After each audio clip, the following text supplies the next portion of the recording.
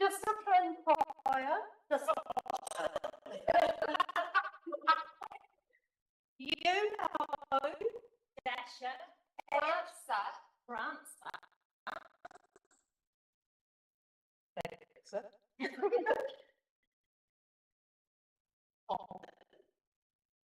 But you recall the most famous reindeer of all.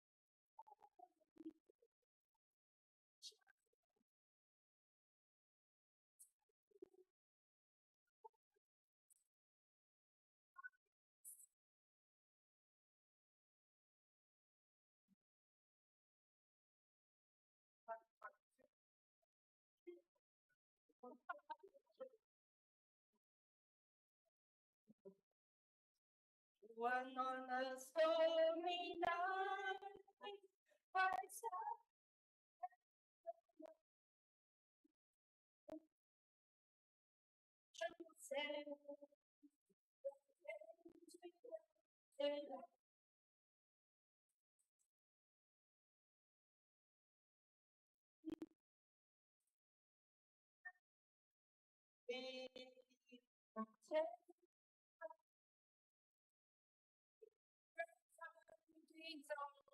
joy, but on a Sunday.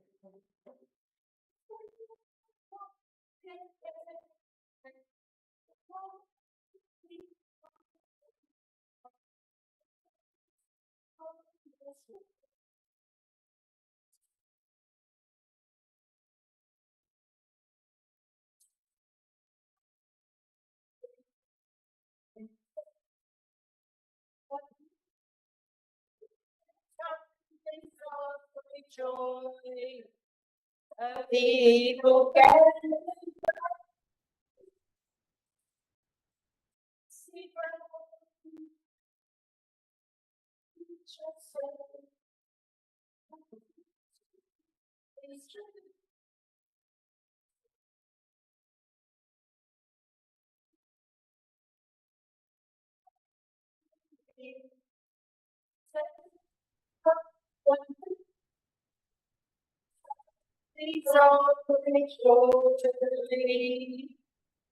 Okay, very light entertainment, very quickly. When Santa got stuck up the chimney. Okay, right. Can you go Hey, you go. I can do. Okay. When Santa got stuck up the chimney, he began to shout, "You boys and girls won't get any toys if you don't pull me out. My beard is black, there's soot on my sack, my nose is tickling too." I forgot about this one. When Santa got stuck up the chimney, achoo, achoo, achoo. On the eve before Christmas Day, when Santa Claus arrived on his sleigh, into a chimney he cried with his sack, but he was so fat, he couldn't get back. Oh, terrible fight! He had to stay up there all night. When Santa got stuck up the chimney, he began to yell, "Oh, hurry, please, it's oh such a squeeze, their reindeer's stuck as well." His head's up in the fire, now Rudolph's nose is blue. When Santa got stuck up the chimney, achoo, achoo, achoo.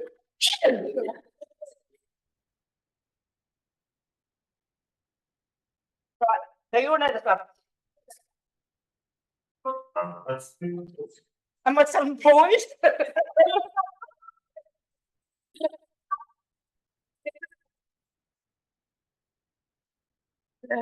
Dancing through the snow, and sleigh, here we go.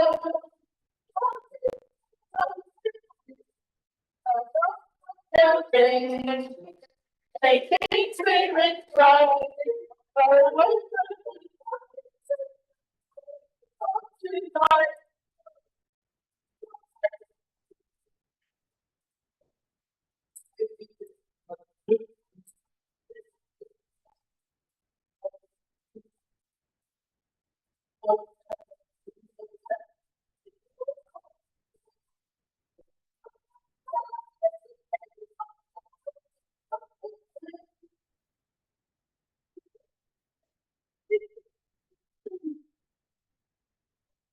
Last one.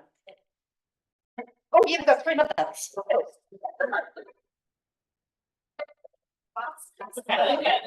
Lemons. Lemons,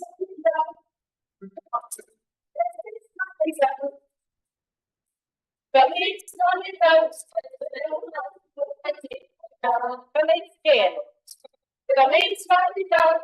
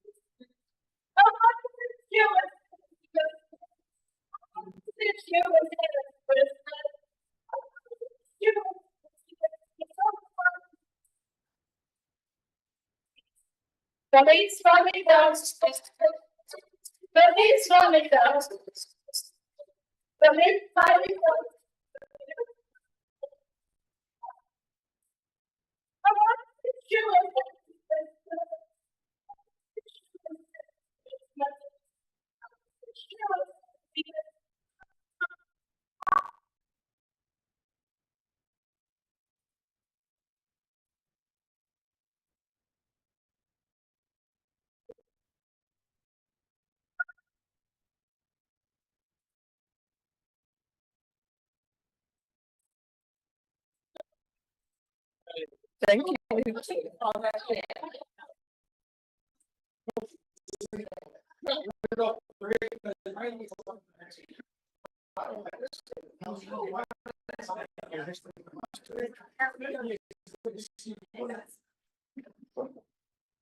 Recording in progress.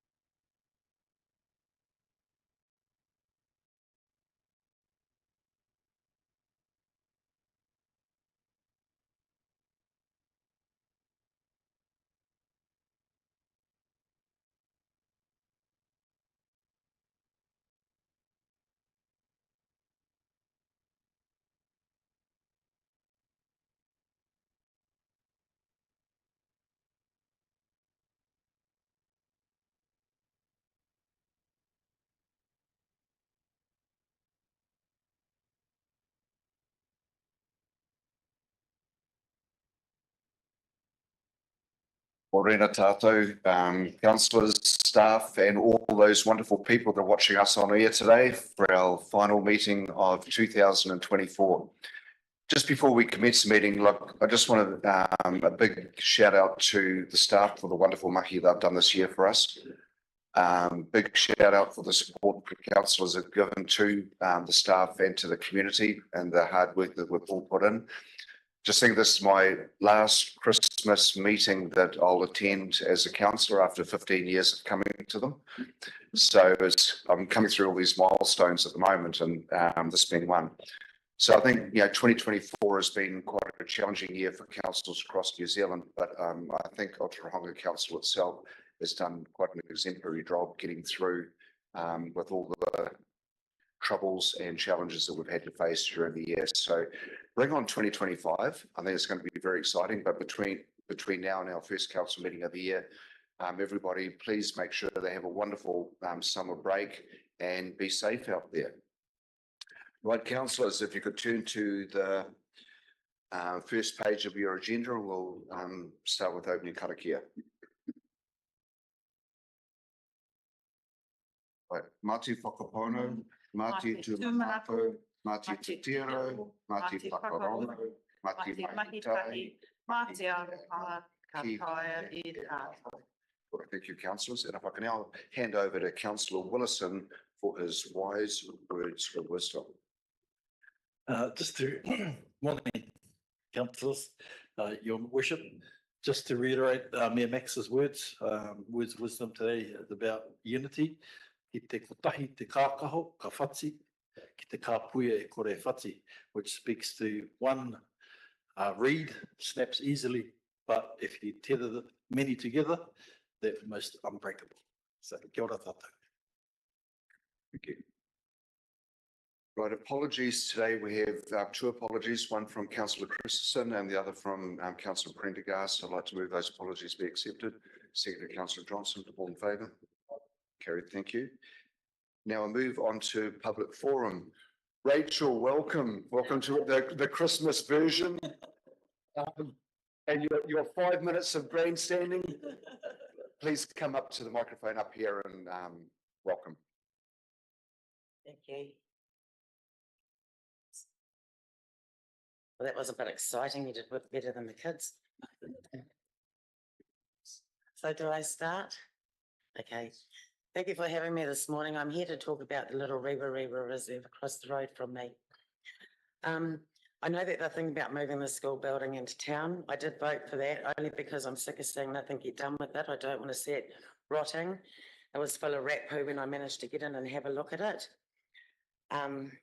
I did write out a whole lot of stuff here, but I think it's better if I sort of speak about it a bit. I've been living there since 2001, and in 2001 we had a bit of a vote what to do with it, and the elders didn't want it moved to town, and they also didn't want Liz Cowan to have it at her house. We voted that Bruce Bolt could lease the land and would maintain the school site and reserve in lieu of lease of the land. However, this was never really done. I used to look after everything, the pool, the tennis courts, the building, the septic tank was there. I used to go and wash it out, clean it out, open it up. Wasn't a big deal, it was right across the road. Bruce was just using it as a race to put a stop through, and I went to see him because he was meant to maintain it, about the roof that had holes in it, it was leaking. He wouldn't do anything back then, so I came to the council. And in 2009, I came to the council and asked them if we could do something more with this area for the community. I didn't want to cause problems out there because I knew there'd been problems in 2001. But they were all pretty cool about, yeah, you're looking after it. It sounds good. You can do things. You've got some good ideas. However, in the meeting, there was a bit of a 360 done on me. And they decided that they wouldn't do that they would pull everything out. That there was 7 acres to that section. That I didn't actually know there was 7 acres. There was a lot of land down the back, and we were meant to plant it all into native trees. And it was meant to be down and look very pretty in the meeting. However, after the meeting, when they'd sort of done a 360 on this, I thought, well, that's really cool. I've done all this work and never asked anything. They decided to pull everything out. For me, running a centre with children, it broke my heart because I could have used that place for a lot of things. I could have got up a big Oscar camp, all sorts of things up there, but I just let it get pulled down. I helped them plant the trees. I was disappointed, but I still got out and helped the elderly people, Arthur and Pat, and that plant the trees. They made it very clear to me that bolts weren't helping out and were starting to cause a problem. I'm like, well, welcome to my world. Anyway, then they'd made up a committee of Peggy, Liz, Peggy, Rosemary, Bruce, Jesse, and the council had made up this committee, and they were meant to get things done. We tried to get a little bit of land next to the school, which was where the hall was. In the meeting in 2009, Bruce said that he would give this land back. Ended up being lots of arguments, things like that. Council got involved, council got locked out. I've given a bit of a note. Peggy and Liz were kicked off any say in the committee because they didn't live on Barber Road. And Jesse Bolt put out a vote, what did we want to happen to the land? Plant it in trees or give it to them. Yeah, I'd like to see the school still stay there. We do have people visit it. It's quite a historic little school. The council have actually taken no interest in that place for many years. Nothing has been done. Craig Blackburn came to the council at one stage and they started mowing it for hay. Then they would sell me the hay. So it hasn't cost the council lots of money to keep that maintained because I would buy the hay of them, which we would like to still see happen. So for Peggy and me, we would like it either to be, well, Peggy's a bit over the school and everything, but I'd like to see the school still left there. With the land, we would either like to see it left as it is in Moen or planted into native trees. We're not happy for the neighbour to have it. He's had a chance at it and he destroyed it. And we're always having issues and problems with the fences where you guys gave Bruce the land. The fence is a mess and the bulls in there are always getting into the reserve. Many times I've had to ring council about bulls in the reserve over the years. You fobbed me off. In the end, we had to get Liz and Peggy and all of us involved to get the bulls out of there. So lucky nobody has been hurt. I have photos of the bulls in there.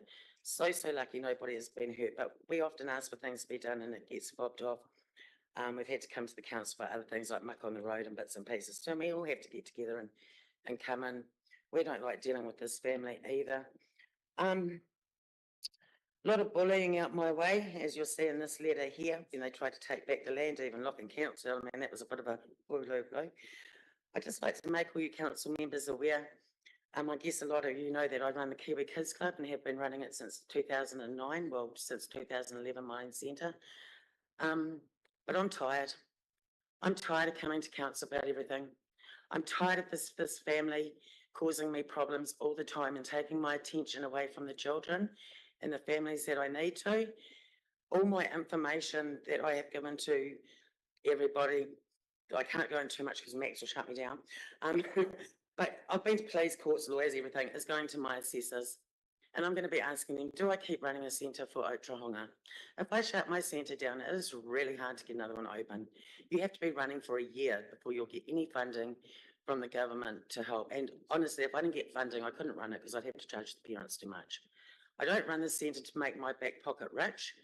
In fact, I could probably get more off the dole sometimes. I run it for the community, but I'm tired. I'm tired of going to everybody about this family. I'm tired of this family picking on me. I run a non-bullying centre. If I can run a non-bullying centre and teach the children not to bully, why am I getting bullied out home all the time? And I personally think that the community would be really disgusted if they knew what I've gone through out there, trying to just live. And I like living where I am because I have so much going on with children.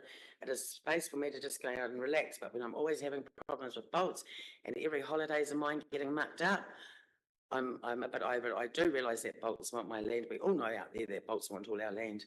We're very well aware of it, but we're sick of being bullied, and we've got better things to do than go to council, police and things like that. So a lot of my children go through a heck of a lot. In my centre, I've looked after a lot of council members' children. So if I shut my centre down, it's a huge loss for the community, but I don't know what else to do because it's only me. And I'm arguing with well, I'm not arguing, I'm just bringing things up, but they just get fobbed off and it's up to me to deal with it. I have a great big affidavit I've signed in front of a JP. I don't know how much to do, so that next doesn't go shh. Yeah, so I'd like to see the school left there. I'd like to be able to go and open it up, clean it up if there's any trouble, which there's never been any trouble. I did talk to Max about one, but he can tell you that. I bet you won't, but even talking about that. There was always, oh, there's going to be drugs growing out there, blah, blah, blah. Well, to my knowledge, there's never been a raid or anything like that. However, I do work the holidays, so I can't 100% guarantee that. But I would have heard if there'd been drugs and things growing in a little bush. I don't think that the ratepayers should pay for the fence that Bruce Bold is damaging that you guys gave the land to, which has been one of my fights throughout to prove how much damage he does to mine and other people's places. Just about the Rachel. Yeah, I guess. I'd just like to see the school there. I'd like to see if we can get it. It needs mowing. I don't mind getting my lawnmower out, mowing the front, mowing a strip up to for everybody to go up and have a visit. I put chalk and a duster in there. That stopped a lot of the graffiti. That's my chalk and duster in there. But they locked me out, which I thought was really rude. That's why the school's been locked, is to keep me out. I didn't do anything. I just cleaned it and looked after it. That's what my family do. Thanks, Rachel. Yeah. Any questions, Rachel, councillors? No, not one question. Questions? Well, I'm going to leave this here with you, and this will also show the bulls. And I've given Sharon one of these that I've been just ringing and asking because they won't go and get their bulls out of the reserve. I also know one of your council members nearly got chased by one. It's not up to you guys to go and get those bulls out. Can I just have a quick look through this, just make sure? I think I've pretty much covered it without reading this over and over again. But yeah, Nathan Blurt will come in and mow the grass, and then they just charge me, and it doesn't cost the council nothing. And let's keep it a bit tidier if we keep the school there. Let's be a bit prouder of it. And I won't charge you because I go and clean a sign or I get the water gun out and wash the building. I never did and I won't, but what a big loss. So I'd like you to think about what we've got before we lose it, because I was the only one to stick up for the primary school hall and that got pulled down. Now they need it. So don't just throw our assets away that we've got, because that school really needs a hall now and another classroom.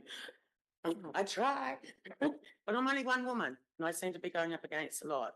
So please keep in mind that there may be a time that I put on Facebook that I just can't run this to the community. Do I keep running my centre? I'm really battling it. I've never come back after COVID, so I'm really trying to keep it going. Numbers are slowly crawling up, but kids need somewhere to go and parents need to pay mortgages and things, and I try to do the best I can. Thank you. Okay. No one got a question? Not one. You were involved in it, Roy. Yeah, Councillor Jeffries and Councillor Johnson. Yes. Good morning, Rachel. Thank you. Yeah, no, thank you for your presentation and for your passion on obviously, you know, the hall, what it means to you, the old school. Are you the only one that's actually doing any work on it? I have been the only one. But Yeah. and Peggy, no, I lie. Peggy is getting old, and she said to me she's getting old. So Peggy, Rosemary, some of the Cowans, we got in and planted the trees. Peggy and I have always gone down and had a look at the whole, like there was a big gap, 2 gateways that the bulls were coming through. So we've often gone for a little walk around the bush and had a look. I got out the spray gun a few years ago and sprayed the blackberry net hanging over. I was looking at all the flax hanging over the corner this morning. Thought, gee, it'd just take me to go out there and cut that back and look tidy, you know. But yeah, I was the only one, and up till 2009 that ever did anything on there. Cleaned the tennis courts, cleaned the pool, cleaned it all up, and there was a lot we could have done with that place.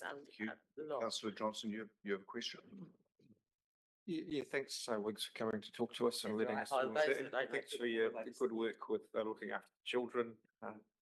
They go through a lot, we all do. But just to ask, what's your, where do you think the potential of that could be, say, in 3 or 5 years? What's that, my centre or the No, school? no, of the reserve, where do you think you'd like to, where could that go? Well, people do come and visit it. So what do we want to do? You know, like, do we want to put up a couple of picnic tables, things like that?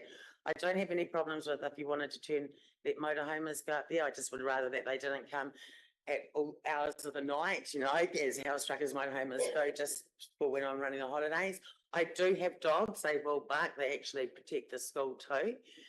Last time I came about the school, my dogs were done for menacing because they were tied up on their chain and barked at somebody 20k out of town. So I thought that was a bit unfair. But yeah, keep it tidy, keep it mowed, let people, you know, some years we have lots of people, some years we don't have many. I don't think the paper history and things like that should be kept there, maybe the museum, just so that no one can take anything out of there if they wanted to, because some people do have a bit of history on it.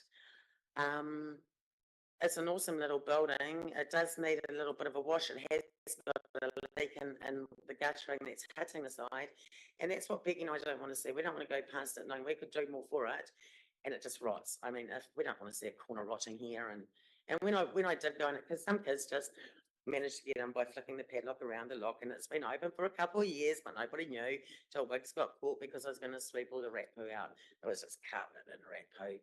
So yeah, a bit of rat poison here and there, and but no one's damaged it. People go and have a look at it. I know that the windows got painted shut, so I don't know whether they will reopen. But it would be good to air it out. It's got quite a smell to it because it's an old building, so it does. Thanks, Rachel. We It is must so- get on with our meeting now. Oh, sorry. Thank you. Yeah, okay, so I'll leave that. Oh, should I give those ones to Sharon? So when will I get back when will I hear anything back about this? Kia ora, Rachel. Hello. Through you, Worship. So what generally happens is the councillors will have a chat about public forum items Yeah. at the end of the meeting, and then one of the staff will come back to you. So you're thinking like next year?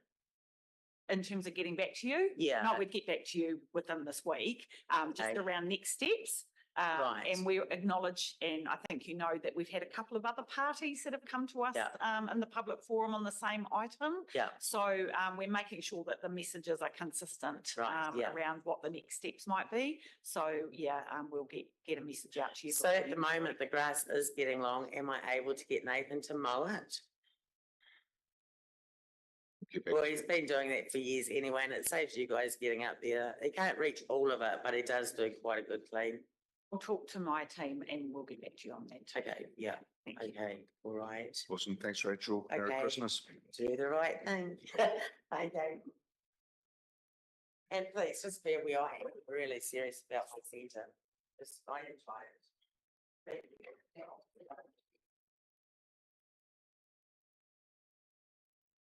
I don't believe, Kai, there's any late items at all. Thank you. Declaration of conflict of interest, councillor Hughes.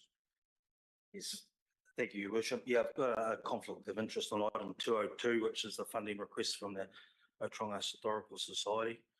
I've got a close family member that's on the committee of that society, so I will abstain from any vote on that. Thank you. Thank you. Sorry, I'll move that. Seconded, councillor Dowd, all in favour? Carried, thank you. Right, confirmation of minutes of the 12th of November. Is there any matters arising from those minutes? Those are on council minutes. So I'd like to move those. Seconded, councillor Willison, all in favour? Carried, thank you. Confirmation of minutes dated 26th of November. Any matters arising from those? Move in a second, please. Move councillor Hughes, second councillor Tamaki, all in favour?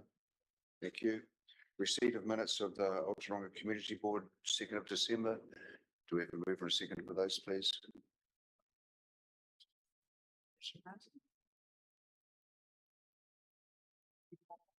No minutes.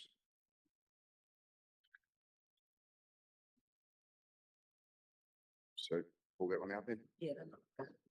Cool. Thank you. Then moving on to my verbal report, not much because there wasn't much of a gap between council meetings, to be honest. Went to the Wintec graduations down there. That there will be the last of the graduations held in the current Wintec building before they move premises. Was here for the Three Waters hui and Christmas parade. That's pretty much it. Any questions, comments? So I'd like to move my report be accepted. Second, councillor Tamaki, all in favour?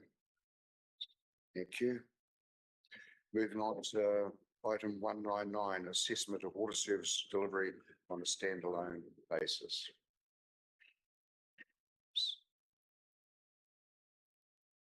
Through you, Worship. Mark, have we got someone coming in online? Oh, okay.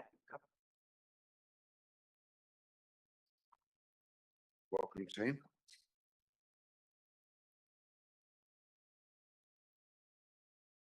It's page 28, councillors.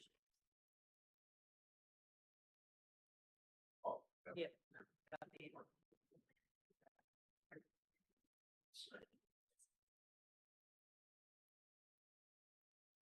We've got three people online, two on camera and one off camera. Barry Bergen's off camera. And we've got Lorraine Kendrick and Mike. Oh, sorry. Thanks. Yeah, Tanya was getting flustered. Thanks, Mark. Thanks. Good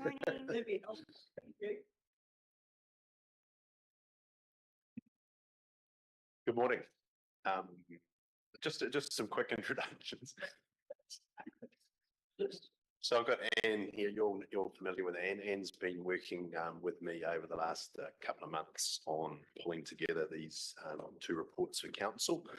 And online, we've got Lorraine Kendrick from Becca and Mike Chadley from Martin Jenkins, who are involved in the actual report that was produced. So it's a very detailed report, so I'm going to take it as read. But just a couple of little notes from it, I suppose, just to take a bit of a timeline. So all councils are required to produce a water service delivery plan by the 3rd of September next year.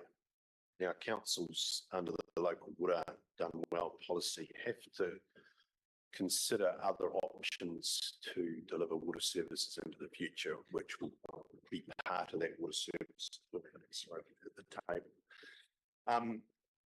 Although you can consider multiple options, you have to consider at least two, and one of those being the standalone, or I suppose your current delivery or your standalone model. So although we've done an LTP this year, which I'm sure we haven't forgotten, it was important that we got some independent eyes put on our water service delivery so that we could have some confidence going forward for any future consultation that we're happy with the path we'd set for the last 10 years, or the next 10 years, sorry. So we engaged Becca to do that work for us, and they did a assessment of our viability and sustainability moving into the future of local water done well. And that is the report you have in front of you today. We workshopped this back in October, so you would have seen the preliminary report at that point. So this is the final report. So just in summary, ODC could potentially reach the threshold of financial sustainability to work in a standalone model. Now, that's based on the sort of information we have in front of us now, what's going forward. But as you would have seen in the report, it requires some initial or some increased investment to reach that threshold. So broadly speaking, you'll see detail in the report. That's an assessment of looking at our existing revenue to expenditure, how we frame that going forward. An assessment again of our renewals program to make sure that we have actually detailed the extent of renewals needed, and also an assessment of what our current non-compliances would, I suppose, what's needed to reach any of our current non-compliances, and that's around wastewater and water. Now, we're already doing a bit of work on the Arahina Rural Water Schemes, which is around non-compliance, but there's also the wastewater non-compliance and the various water plants that haven't quite reached that level. So the key to that is obviously we have to be able to show in our water service delivery plan by September next year that we can reach those compliance levels, I suppose thresholds, by June 2028. So that's where the increased investment would come in, and that's detailed inside that report.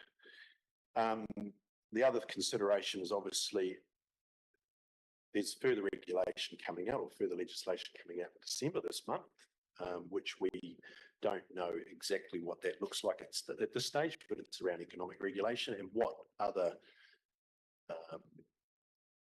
requirements will be put on local councils. So although there is potentially to run a standalone model, which this report has shown, and it shows Ōtorohanga's in a really good place. So that's clear throughout there.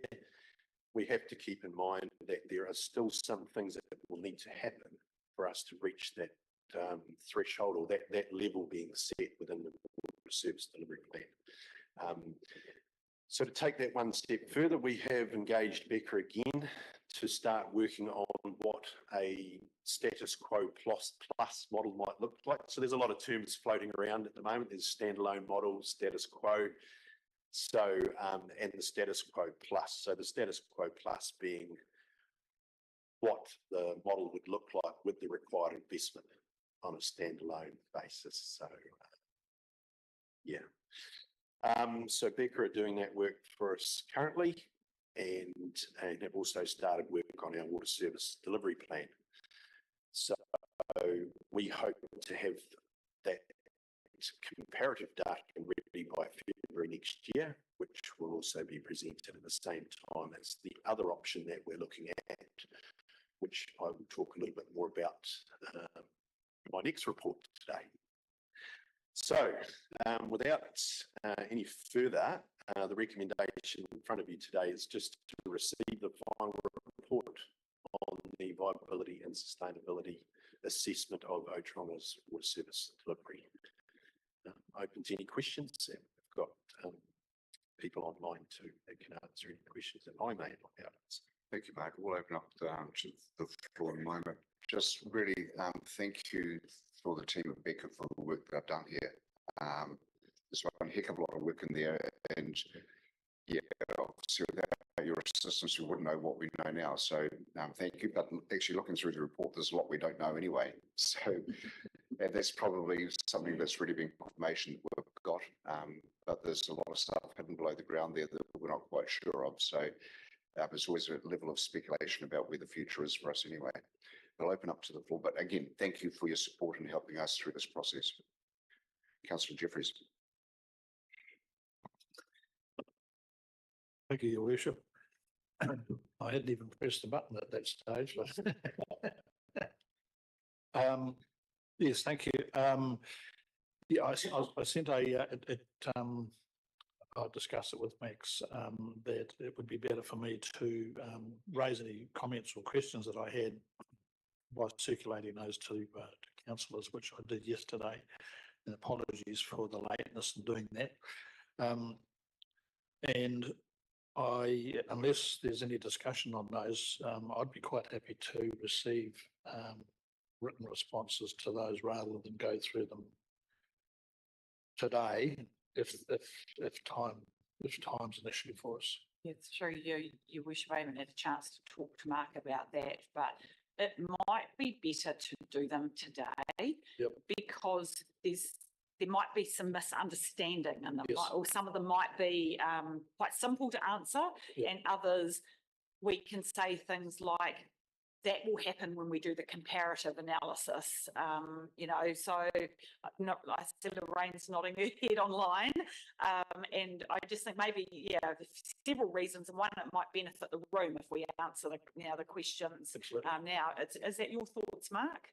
Yeah, I think that's a good idea. I did circulate them to staff, various staff that needed to answer those questions. So I think we've got all the answers there, or at least a good shot at it. So do you want to do them in this agenda item or the next one? I mean, or do you want to mix them up with? The Most of them majority, relate to this. yes, Okay, the majority is about this. thank you. Yep. All right. I'm happy with that if everyone else is. I think probably the first question I had then was that on page 28, clause 2.2, the author of the report concluded that a standalone water service model is viable. Where I got a bit confused perhaps was that on page 88, it's almost a contrary statement to that. So I guess the question was, which one are we? I mean, I know you've got to put up 2 reports, but and what you've already said, Mark, perhaps indicates that a standalone might be the way we're heading. But I just wanted to ask the question, what are we actually looking at there? Is it going to be a standalone, or is it where we're going with the CCO?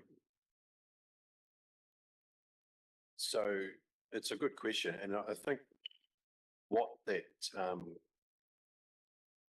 clause is probably talking about is if it probably in reference to Ōtorohanga District Council having its own standalone CCO, which would not be the model we would explore, and that's the work that Beck is currently looking at. Although you have to have your delivery model completely ring-fenced from the other council's activities, a CCO model is not what you would consider viable for a small council such as this. So the option we would be looking at would be the business unit within council. So completely isolated from the other council operations, but not. So when that statement talks about the benefits of the board and those other things, so you wouldn't have all that with the business unit. And I may refer to Lorraine in case I've just got that wrong, but that's how I understand that statement. No, I think that's correct. So what we're finding through these studies is that kind of many small to medium councils are tending towards the separate in-house business unit that's completely ring-fenced, and that's simply because the standalone CCO, to put the governance regime around that, setting up a board and setting up paying CEO and all of that, actually the cost to the establishment of those and the ongoing maintenance doesn't really make sense for an aspect. So I suppose through the process and through the water service delivery plan, it will be making sure that we understand the in-house business unit better, but we will double check the single standalone CCO, but unlikely at this point to probably come up as a strong tender. Mike, have you any more comments on that? No, I'm happy with that. Thank you. Well, the second one was on page 36. I was just looking at the drinking water compliance, and it was really just a question as to, page 29, clause 4.5. And do we have any idea when compliance for the Ōtorohanga wastewater plant will be achieved? And if we did go with a joint CCO with other councils, would non-compliance impact on our ability to participate in the joint water service delivery arrangement? So what I'm saying there is, are our water services, being water, wastewater, if any of them are non-compliant at the time that we actually decide to join, is that going to be an impediment to us joining, or will that CCO take them as non-compliant? Through you, Worship, I think if all the plants in the country were compliant, we wouldn't be doing water reform, if I could be so bold. Yep. Yeah. So there are going to be lots of councils that have plants of all sorts at differing levels of compliance, and we certainly won't be alone there.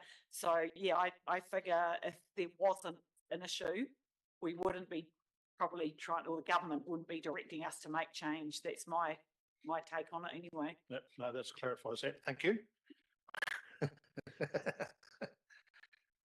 On page 37, under the heading challenges, there were a couple of bullet points there, understanding of asset condition and critical assets and asset data quality. And I just made the comment there that, and correct me if I'm wrong, but as we don't know the full extent of the condition of our water services assets or the quality of the related asset data, are our replacement values based on what we know now and maybe considerably understated? So consequently, can we rely totally on the existing financial forecasts, as they're likely to incrementally increase as more information becomes available?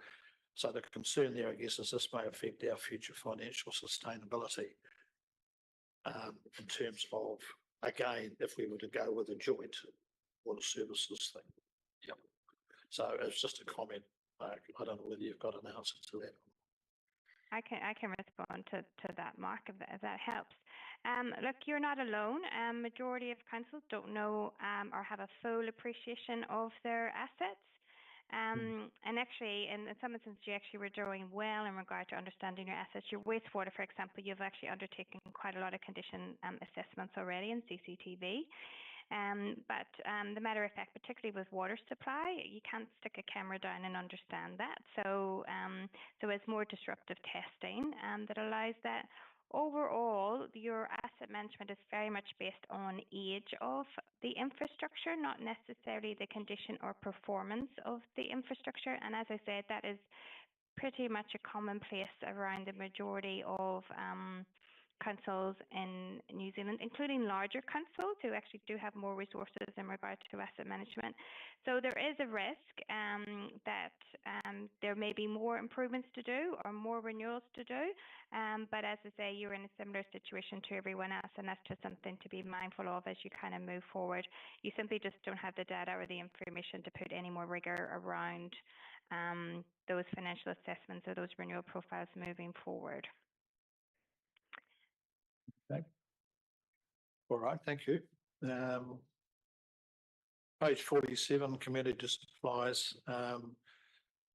There was a sentence there that said the Kāwhiti community has provided feedback that the community scheme is unaffordable, which is correct. But if we were to go with a joint water services arrangement, how do we continue to flag a wastewater scheme for Kāwhiti so that it's not lost sight of? I mean, it'll never be lost sight of, councillor, but I suppose the key at the moment is the prioritisation of works going forward into the future is going to be around compliance. And at the moment, our investigations have shown that the Kāwhiti wastewater is not a compliance issue. It's more of a level of service or growth consideration. So I don't think it'll ever get lost.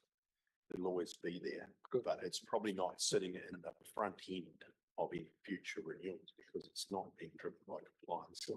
So all that work we did through last LTP and the beginning of this one, well, sorry, the end of the last one, was around, is there a need for it in the compliance space? Well, that's been shown that it's not. Although we must continue to monitor it, there's not that level of compliance that would drive that sort of work. Probably more in that level of service growth space. So, yeah, that's a good thing. As long as it's not completely forgotten about, that's the. Page 52 talks about ring fencing, and I found that one quite an interesting one. It says ring fencing rules will require revenue from water services to be separated from the territorial authority's other functions and activities, with the expectation that water services will stand on their own 2 feet.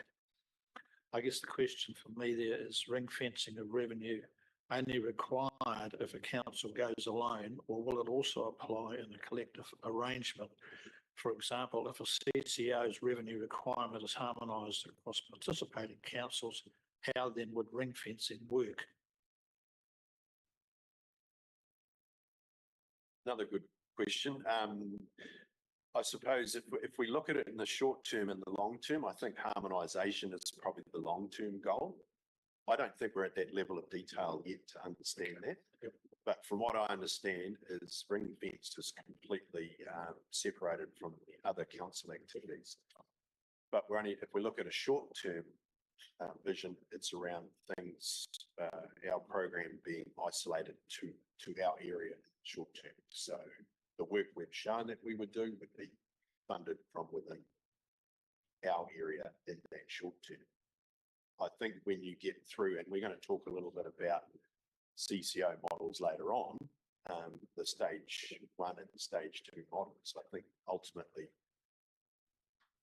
I suppose for want of a better word, the pooling of everything into one space would be the ultimate goal. So I don't think we'll get there at in the medium, short to medium term. I think that's a longer term vision. So does that answer your question? Yeah, it does in the short to medium term. Yeah, well, it's going to, I mean, this, whatever transition we make is not going to be an overnight process. This is going to take, could take years. Yep. Okay. Thank you. Page 55, what a charge percentage medium of household incomes. I just find the affordability benchmark when they talk about The question really is, can benchmarks be more localised? Because I don't believe that the benchmarks that are being used recognise the prevailing local socio-economic conditions and the abilities of our people to pay. So I don't know what the option is, but I'm just saying that the use of national or international affordability benchmarks could be misleading and impose a level of costs on those who least afford them. So, but that's a personal opinion. Through you, Worship, but hasn't the government set the affordability benchmarks?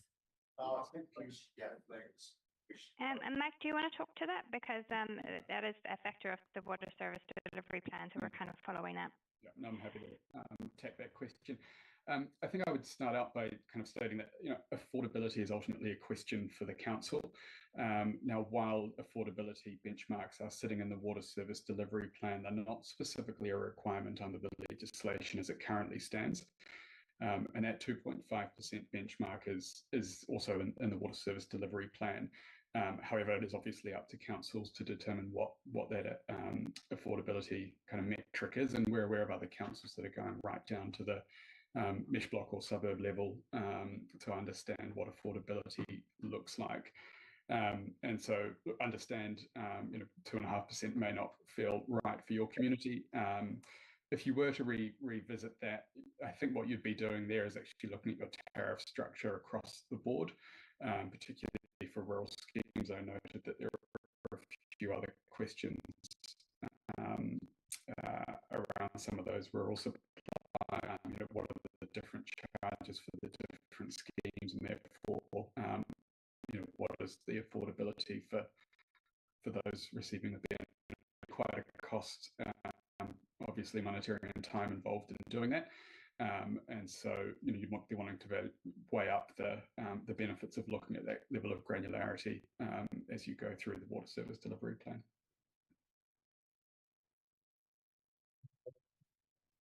It's probably just something that you may need to think about from a consultation point of view. So if you think the 2.5%, the benchmark is just completely not appropriate for Ōtorohanga, then through that process of the consultation, and you do have to give the advantages and the disadvantages of each option, and it does have to drop down so that you do talk about rates and the actual impact on the community. So that's probably an area that you could certainly discuss further, and how you want that representative in regard to that consultation document that will go out March, April next year.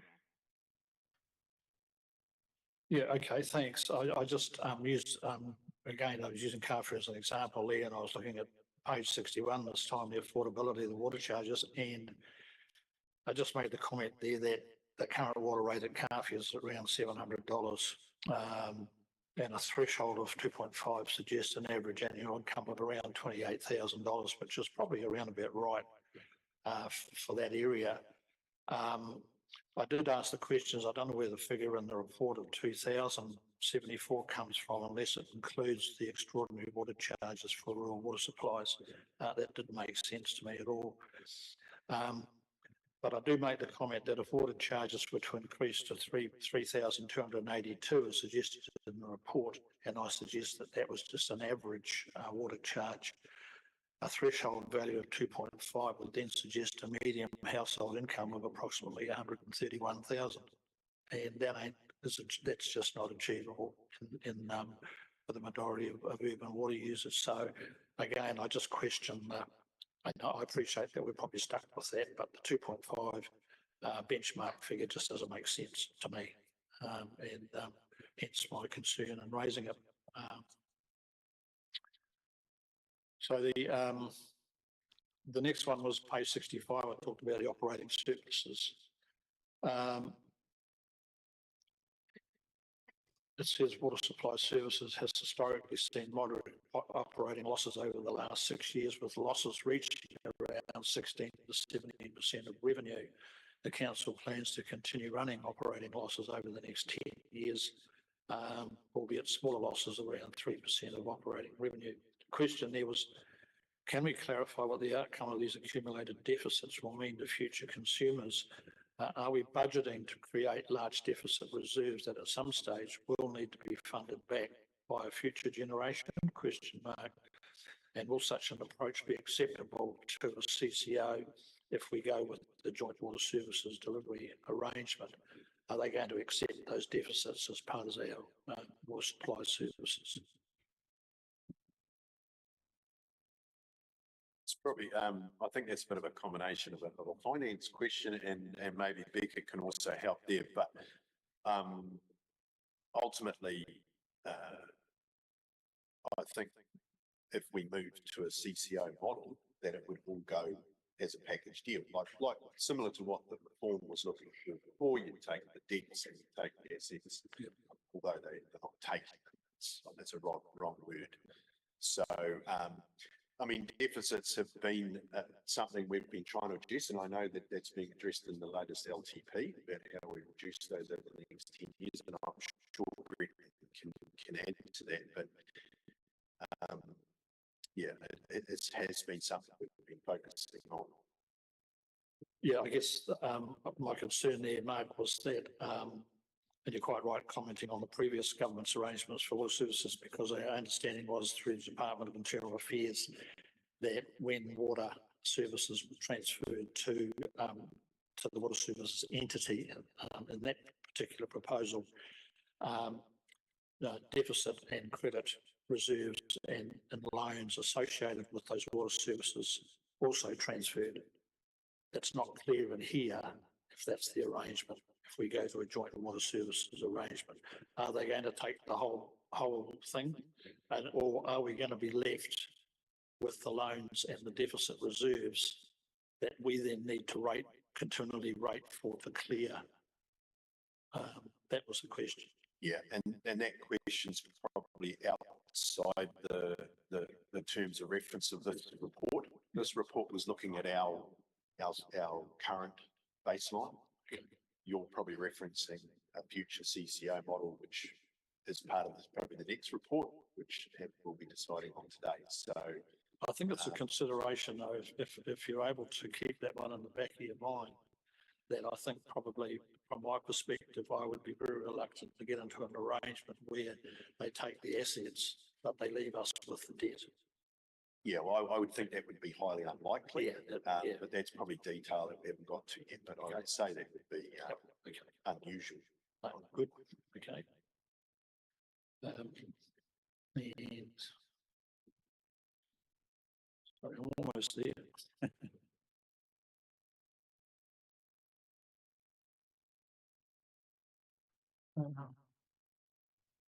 I think the last question really I had, I might worry about the other, there's 2 or 3 of the other minor ones.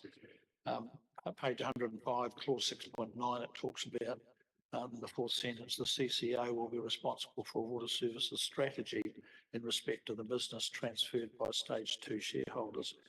I guess the question for me then is, does that mean that for small communities like Kawhia or Aotea, the future provision of water and wastewater services need to be identified or at least flagged in the water services strategy document?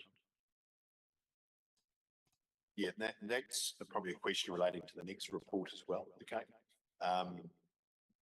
Yeah, and I think also your follow-up, the next question relates to the heads of agreement report too, if that helps. Yeah, that's fine. Through you, Your Worship. So in relation, sorry, I missed this next question because I was trying to find the previous one in the heads of agreement, because I know that as CEs we talked about that. So we talked about it in terms of a settlement statement. So that would be prepared in advance of a shareholding council's business transferring to the CCO. So that would be agreed between the shareholder and the CCO around what that settlement statement looks like. So there's no absolutes in there yet. There's just a whole bunch of questions around, yeah, we've got deficits, surpluses, we've got borrowings and, you know, all of that sort of thing. We know there needs to be some sort of agreement. So that would be the next tranche. If we sign up today to proceed with the next stage of developing the documents that are associated with the CCO, then that would be a focus area, you know, to help us decide whether to off-ramp at the next stage of the heads of agreement or whether to stay with the collaborative model for a bit longer, pending consultation and all the rest of it. Oh, thanks, Tanya. Yeah, I just make the point that, that what we're being asked to do as a council now and perhaps in a few months' time is to make some pretty big calls around where we're heading with water.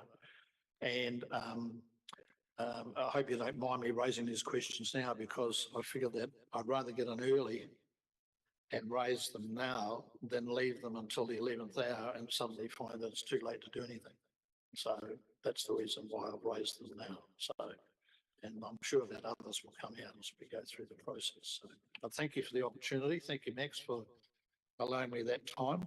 And I'm happy to hear what any other councillors might have to say. But I'll leave it at that. Thank you. Thank you, Mark.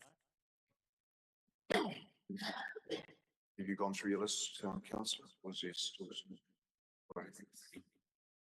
One might have been missing. Sure, all good. Councillor Dow.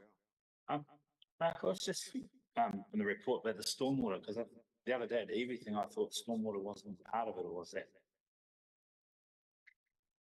Like in the, Yeah, so stormwater, under the regional model that we're looking at the moment, stormwater wouldn't be part of it, but there would be some sort of service agreement back to council.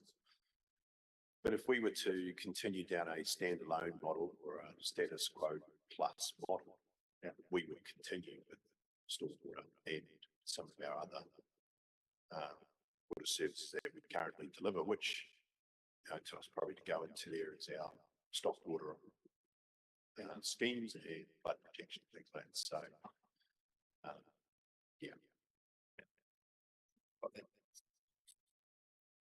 Thank you, councillor Hughes. yeah, thank you, Bishop.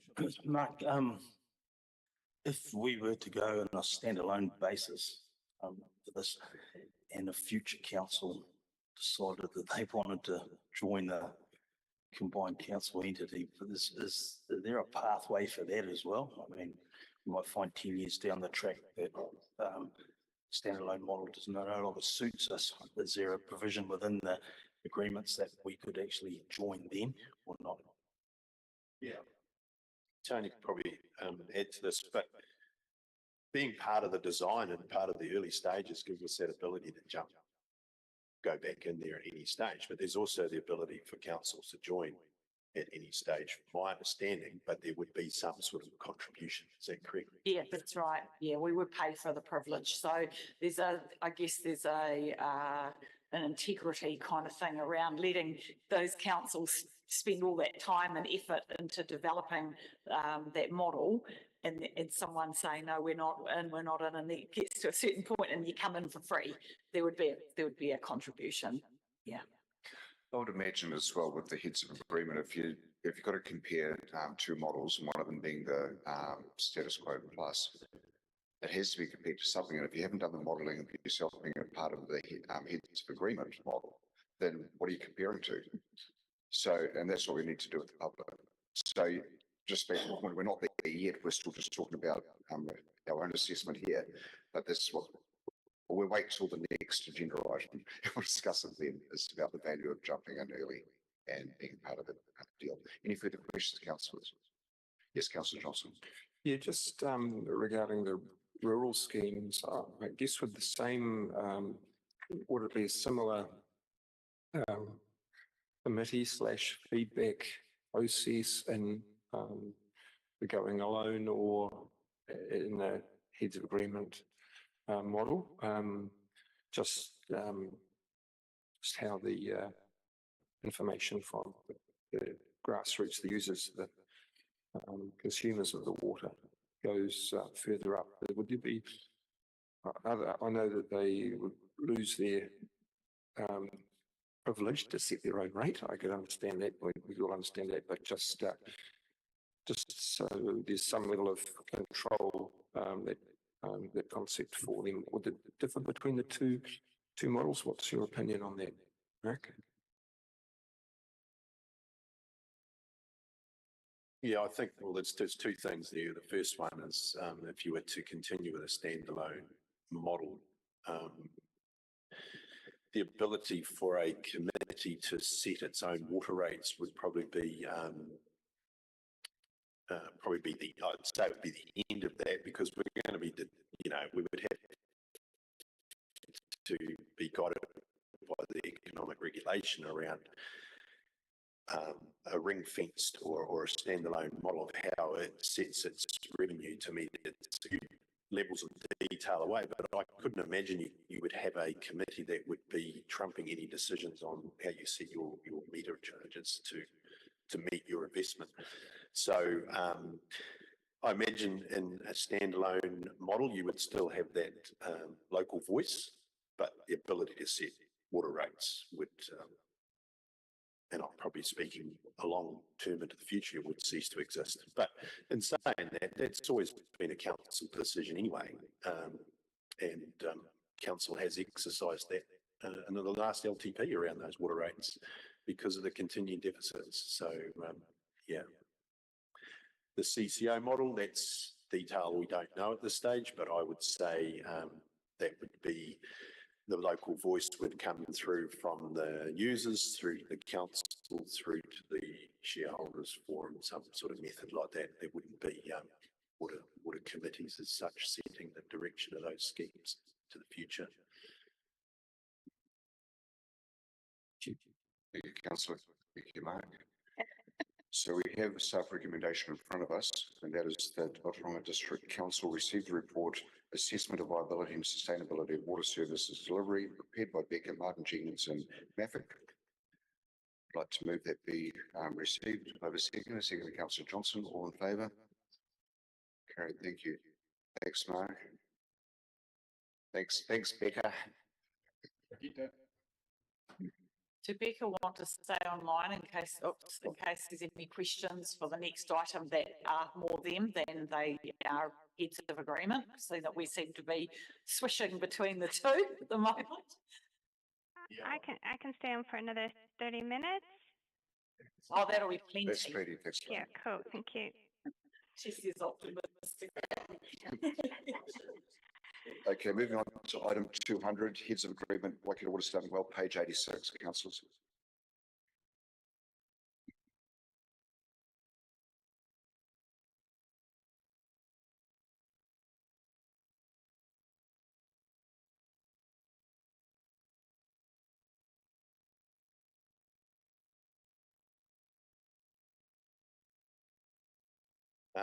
Yeah, I mean, we've sort of dived between both of these reports, so it's very good that it follows on. So obviously I've already introduced Anne that's been involved in pulling all this together for council and myself. So if we take a look at this report that's in front of you today, this is trying not to go over too much stuff again, but as part of that local water done well policy is we have to consider a second option. Well, this is the second option that we're looking at, which is a regional aggregated model for delivering water services in the form of a CCO. And I suppose to go back a while, this has sort of been a piece of work that was started between 6 and 8 months ago.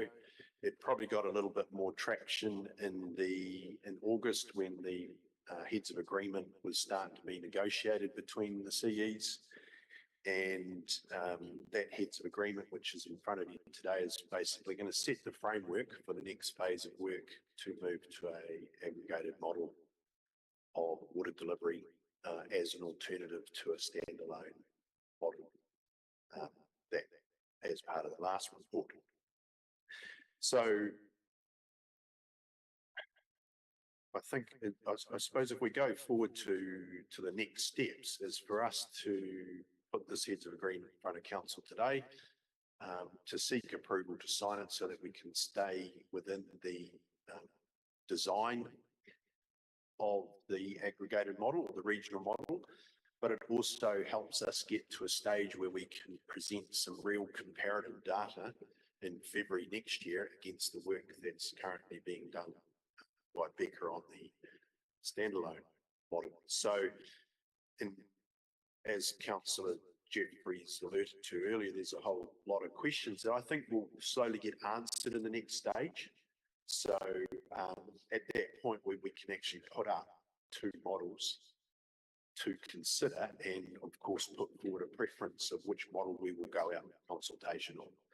So the heads of agreement is the next phase to this work stream. And today we are seeking approval from council to sign the heads agreement and continue with that work. I think you summarised it really well. And that's really where we're at the moment is we're going to compare, as Mark said, if we're going to be comparing two models, we need to be in at the start to understand what that comparison is. If we sit on the outside, we're not playing ball, we won't get an idea of what we're going out to the public to consult with. You want to add anything, Tony? Through you. So I think I've indicated earlier, we've got 4 councils who have already agreed to sign the heads of agreement. 3 of them have indicated they want to proceed straight to stage 2. And the other one is waiting until their comparison is complete before they make that decision. So that'll be early next year. The other 4 are deciding this week. Council, some meeting today, some later on. Waikato District Council gave us a heads up last week ahead of the media release on Friday evening that they were intending to go with Hamilton City and a joint CCO with them. And so my question at the CE forum on Friday was, what does that do to the viability of the remainder? And we still have a viable CCO based on the number of connections, etc. So then one of the next phases of work is because the pressure for Hamilton and Waikato District is different from the rest of us. Waikato around water care and Hamilton around their charging regime and financial debt headroom. We are now starting to talk, and we had our first conversation last week about how do we make sure those 2 CCOs are as aligned as possible with a view that sometime in the future they may come together as well. All right, so just making sure that we continue talking to each other, we continue just sharing documents and sharing all of that information so that we're not doing anything that precludes that coming together in the future. So that's just what I wanted to say there as an update. Thanks, Tanya. And as Tanya alluded to, there's some councils that elected to go straight to stage 2. This recommendation here isn't making one recommendation as to where we head. So it's very much like South Waikato. We want to have that comparative data before we make a decision as to which direction we go. And at this stage, going on what Mark has said on the previous recommendation, we're pretty strong in our own status at the moment. So we'd probably go more than likely, although it's not part of this recommendation, at stage 1. And look after ourselves for the next couple of years while our cost of delivering water services is still less than what the other districts in Waikato are. But we've left our options open here in light of waiting for that further data to come through. So at this stage, it's just really about signing that heads of agreement. So we're there at the beginning, so we can play ball with everybody else and get the data that we need to make a direct comparison. Any further questions, councillors? It's just thinking really. Obviously, these are the 2 options that we're looking at. Was there any other people knocking on our door saying we want to join you? Was there any other options looked at, considered? Like, you didn't have Queenstown ring up and say, can you go? I don't know, just put it out there. There's not another district. No, we haven't. But I did know that Ōtorohanga have put out a pānui, a message to say that they are looking for a councils to join them, and they must have meet the following criteria, and one of them is obviously lots of debt headroom. So I thought, oh, we could be a contender to go with and help Ōtorohanga out. No, so the answer is no, councillor. So Tanya, there actually just for everybody everybody's information, they are meeting today as well as we speak, and they have just gone through their business case. And I think the wording that they've put in is they haven't specified which councils to go with. They've specified the term is debt capacity councils, which is quite an interesting term. So yeah, we'll be friends with you if your balance sheets look pretty good. So yeah, so that's the process that they're going through. So but yeah, quite interesting, different aspects. But they're more kind of looking towards a single CCO. So we're kind of working with them as well at this moment in time, and that's kind of their preference because of the growth, and they kind of need to separate the balance sheet ultimately to manage that debt. I did think when I looked at that list, just to be a bit flippant, that the only thing missing off it was a rainbow and a unicorn. They were asking for so much. Councillor Johnson.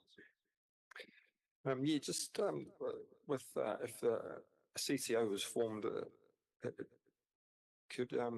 would all the councils have to go at stage 1 and or all of them go at stage 2, or can some are willing to go to straight to stage 2. There's probably not the capacity at this stage for all councils to go to stage 2. It's up to each individual council. Yeah, I just saw that like with shareholding there, it was I think stage 1 it's like 1 vote, but whereas the stage 2 it's like based on your connections, is it right? So how would that work in a one CCO? No, it's a good question. It's something that we as staff have been considering in great detail too, the difference between doing a stage 1 or going straight to stage 2. And I suppose as we get a little bit more information come through in the next couple of months, we'll probably give some direction on what would be the preferred option.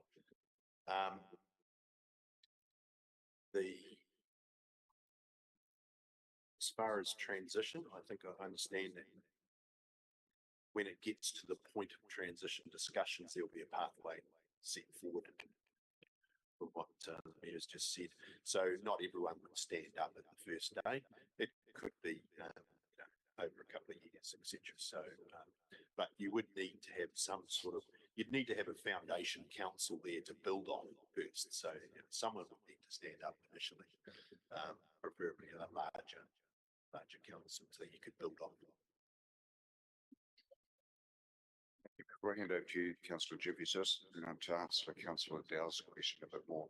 Yeah, I was approached by the Mayor of Ōtorohanga and Ōtorohanga to see if we could work together with them. At that stage, we're doing the work with Becca for our own analysis, and the work was being done on the CCO across the Waikato, and to do meaningful analysis with them at such a late notice. We're only talking a few weeks ago this conversation took place. There was not enough time with the timeframes that we've been given to give real credence to that. So no, we didn't go down that road. Councillor Jeffries. Yeah, thanks, Your Worship. Just one quick question. I guess it sort of basically leads on to pardon me, to what we've been talking about. Excuse me. Yeah, I guess there'd be a lot of interest in having a look at what the impact on the remaining council activity, non-water activities of the council will look like once, if we go ahead with this and things get stripped off to the joint water services thing. You know, how we're looking with what's left, and I guess that's that would be of real interest, I think. So just make that comment. Councillor, absolutely. In the absence of any further questions, we have the staff recommendation that the Ōtorohanga District Council A receives the following reports. Part 1, the draft heads of agreement relating to Waikato Waters Done Well, document number 791242, and 2, the report titled Agreed Form Heads of Agreement from the Waikato Waters Done Well Project Team, document number 791243. Part B, agrees to be a signatory to the draft heads of agreement relating to Waikato Waters Done Well, and authorises the Chief Executive to sign the heads of agreement on behalf of Council. C, notes that the heads of agreement is not intended to be legally binding. 2, by agreeing to be a signatory at this time, Council is not making One, a determination of the proposed model of arrangement for delivering water services for Ōtorohanga District, but is signalling its intention to present the aggregated regional water service delivery model to the Ōtorohanga community for public consultation. And two, a decision to join a Water Services Council controlled organisation, CCO. Part three, a joint committee is proposed to be established to support the participating councils, putting forward the regional model as an option for consultation. I'd like to move that. Seconded Councillor Williams, all in favour? Hence carried. Thank you, Mark. Good work. Thank you, Anne. Thank you, Lorraine. Cheers. Thanks for staying, Lorraine. See you. No problem. See you later. Bye. Right, moving on to item 201, Class 4 Gambling Policy Review, page 152. Welcome, Tony. Yeah.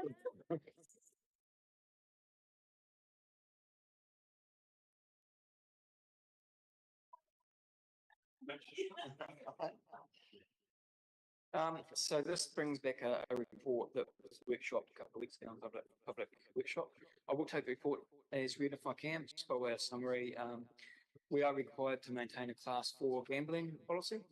It's a requirement of the Gambling Act, and we require a 3-yearly review, which is what this report's about. We've conducted an internal review and invited feedback from police, Ōtorohanga Support House and Council's Environmental Health Officer. The feedback was that there are no issues with the existing policy. It seems to be fit for purpose, and managing our class 4 gambling facilities okay as it is. Happy to take any questions. Yeah, thanks, Tony. Any questions, councillors? Councillor Johnson. Yes, just on the blue chart there, there's the figure $2,800 every day in our district. Sorry, that's on page, what's that page? Page 154. Is that, how do we compare with other districts that? I haven't done that comparison, but if you go to the previous page, we've done a comparison of the lost revenue, which is effectively what's given back to the community. We are low there, and I think, as I explained at the workshop, I think the reason for that is because the club has the majority of our bogeys, and they have different legislative rules around how much they have to return to the community. Yeah. So we think that's the difference that's going on there. Thank you. Thank you. Any further questions, councillors? Yes, Councillor Hughes. Thank you, Your Worship. So yeah, that's $2,800 a day. So how is that worked out? Is the losses? So, for example, if somebody puts $20 into a pokie machine, they win 100, and then they lose that 100. Is that counted, or is it just the $20 that that person's lost? I'm not sure. You know, because it seems quite a high number for $2,800 a day. I can't comment on that. So that's administered by the Department of Internal Affairs, and they've got some formula in the legislation around how that gets accounted for and then returned back. So that's not something that Oh, okay, yeah. No, I just thought it was seemed excessive for a small venue like that to be, for people to be losing that sort of money every day. So quite a bit, I would have thought. So, I just wondered how that formula was worked out, because it's sort of just, you can count losses in different ways, can't you? So, yeah, okay, thanks, Tony. Thank you. Cool. I think it's what this recommendation here is, Tony, kind of just confirms that, we made a good decision a few years ago with the single lid policy on gambling, and that's worked out pretty well for our community. Again, with no questions, we've got the staff recommendation that the Ōtorohanga District Council A, confirm the review of Class 4 gambling policy without amendment, and B, correct the policy title to read Class 4 gaming machines gambling policy 2024, and C, update the policy to include footnote review December 2024, no amendments. Do I have move in a second, please? Second to Councillor Dowell, second to Councillor Jeffries, all in favour? Hence carried. Thank you, team. Thank you, Tony. Moving on to item 202, funding requests from Ōtorohanga Historical Society Incorporated, page 161. Yeah. You didn't get the big introduction. I saved it especially for Tony. Tēnā koutou e te koromātua me ngā kai kaunihira o te kaunihira Ārohe o Ōtorohanga. Hello, councillors and your worship. Before you is a comprehensive report to accompany the request by the Historical Society for funding to support specifically wages for the Ōtorohanga Museum.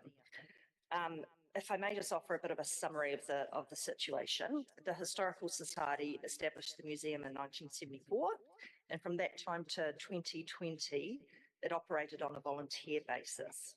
Then in 2020, a successful lotteries application enabled the appointment of paid staff, and this resulted in significant improvements, including regular opening hours, exhibitions, community programs, investment in preserving key historical artefacts, that's better, outreach to engage schools and community groups, and an improved visitor experience. The Society's financial year is from the 1st of January to the 31st of December, so different to ours. A recent application to lotteries for 2025 wages was declined. And as a consequence, and with the desire to continue providing the museum service at the same or similar levels to what they are now, the Society has made the attached funding request to Council. They proposed, or what they've proposed is funding at two different levels and what that might look like. So option one being the same momentum for 58,000 per annum, or option two, keeping the doors open for 30K per annum. Within the report are a number of options before Council with staff recommendations. It's my suggestion that you take them one at a time. Firstly is whether or not Council wishes to fund the Society, and if they do, for how much and for how long. Should Council approve funding, it is the staff recommendation to do that in line with Council's financial year, meaning a potential one-off grant be offered through to June 2025. And as previously done with Maru Energy Trust, any further funding becomes part of Council's annual plan considerations.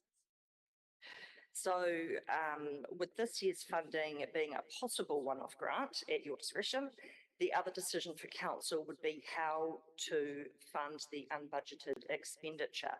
And there are two options outlined in the report. One is through a deficit or surplus fund, or the second through a special purpose reserves fund, the latter of which being the staff recommendation. In terms of the amount of a one-off grant, should that be Council's decision, for the January to June 2024 period, it is staff's proposed recommendation to go with their option one, the request of 58,000, but on a pro rata basis, making that grant $29,005. The basis for this recommendation includes maintaining the current level of service that has resulted in increased patron numbers, the exhibitions and events enjoyed by the community and visitors, and allows Council to consider and communicate what ongoing support might look like to the Society, giving them the opportunity or time to plan for any changes. The decision, of course, sits with you and includes the option of not funding in this year at all. And with that, I'm happy to take any questions of the report. Thank you, Nadia, for such a thorough report. Questions, councillors? While we're waiting, while you're thinking about it, one thing, the big change down in the museum, I think, has been the opportunity for certainly the arts speed. The other day was really good, and the museum is looking more like a presentable little museum now, and that's come about through, you know, the opportunity, as Nadia has mentioned, about paid employment, where people can actually dedicate some true time to creating a place of significance. The other thing that I'd like to add is, up until now, as a council with such wonderful precinct down there, we've got away pretty free in terms of funding it up until now, because it's all been done voluntarily. So any questions of Nadia? It's Councillor Jeffries. Oh, just a quick one. Do you know if do they take school groups down there? Like, you know, do the local schools and the college support it by? no, I don't know the answer to that. I'm trying to, my recollection is trying to call back to a recent visit we made where they did talk about some of their extra programs. I know they do reach out to the schools and the ECEs, and I imagine that includes bringing them in, not just taking things to them. Right. But I couldn't tell you for sure. Down in the precinct down there, there's Te Reo classes, there's art classes, so it's worked on with it, yeah. Okay, in the absence of questions, we have a staff recommendation in front of us. And that is that Ōtorohanga District Council A grants the Ōtorohanga Historical Society Incorporated $29,000, $29,005, which is pro rata of the $58,010 from the General District Reserve Fund. B notes the funding will provide for 2 staff with a total of 35 hours per week for 6 months from 1 January to 30 June 2025, which aligns to their current capacity in council's financial year. And C directs the Chief Executive to include any ongoing funding for the Society as an item for consideration as part of the draft annual plan 25-26 development process. Move on a second to that. Move Councillor Williams, second to Councillor Willison. All in favour? Carried. Thank you, Nadia. Thank you, Your Worship, Councillor. Moving on to item 203, submission on the principles of the Treaty of Waitangi Bill, page 195. Welcome, Ross.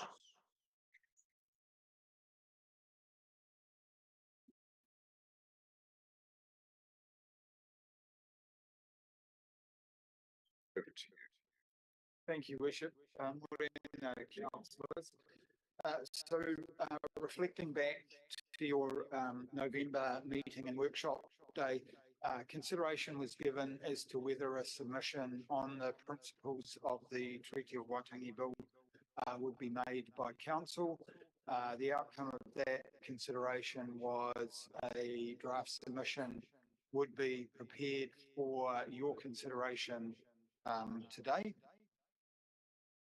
And a preliminary draft was developed and previously circulated to members for comment or feedback.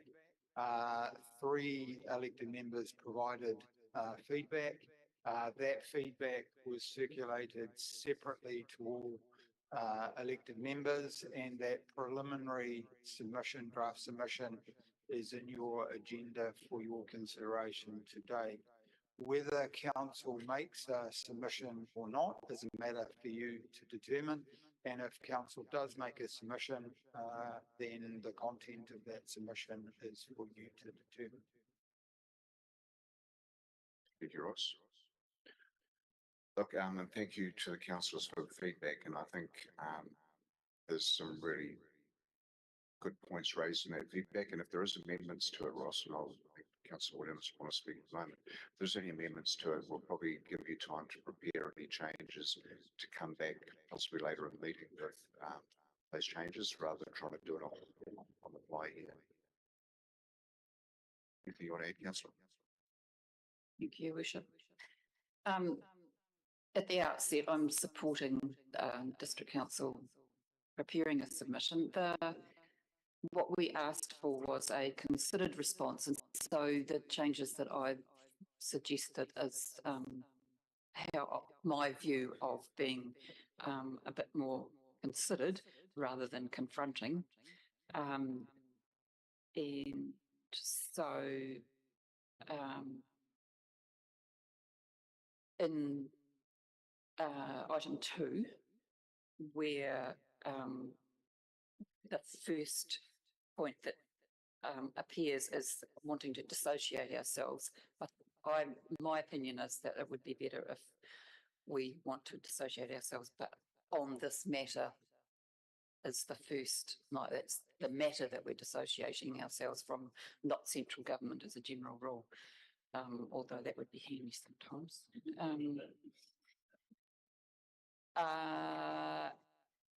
And yeah, and again, this is me, I'm constantly telling my children that, you know, we never always, I just don't think that we can be definite in saying that the bill does nothing to improve or promote well-being of anyone. There will be people who argue that their outcomes will be improved. So perhaps, I don't know, if the bill does little to improve, would be my considerations. Otherwise, I think the other concerns that were raised, I are generally in support of the submission. Thank you, Councillor. Councillor Dowell, anything you wish to add? No, I was going to read this out. I'll read it out. I wrote down a few words. I'm disappointed this item is on the agenda. I believe this is a political item, not a district council matter. Ōtorohanga District Council's core responsibilities are roading, rubbish, street waters and regulatory functions. And my role as an elected member is to provide governance for these services, to help keep the district affordable for its residents. I'm very disappointed that staff time and resources have been used for this matter. I am not in support of the Ōtorohanga District Council having a political view and submitting on this bill. Thank you, Councillor. Councillor Johnson.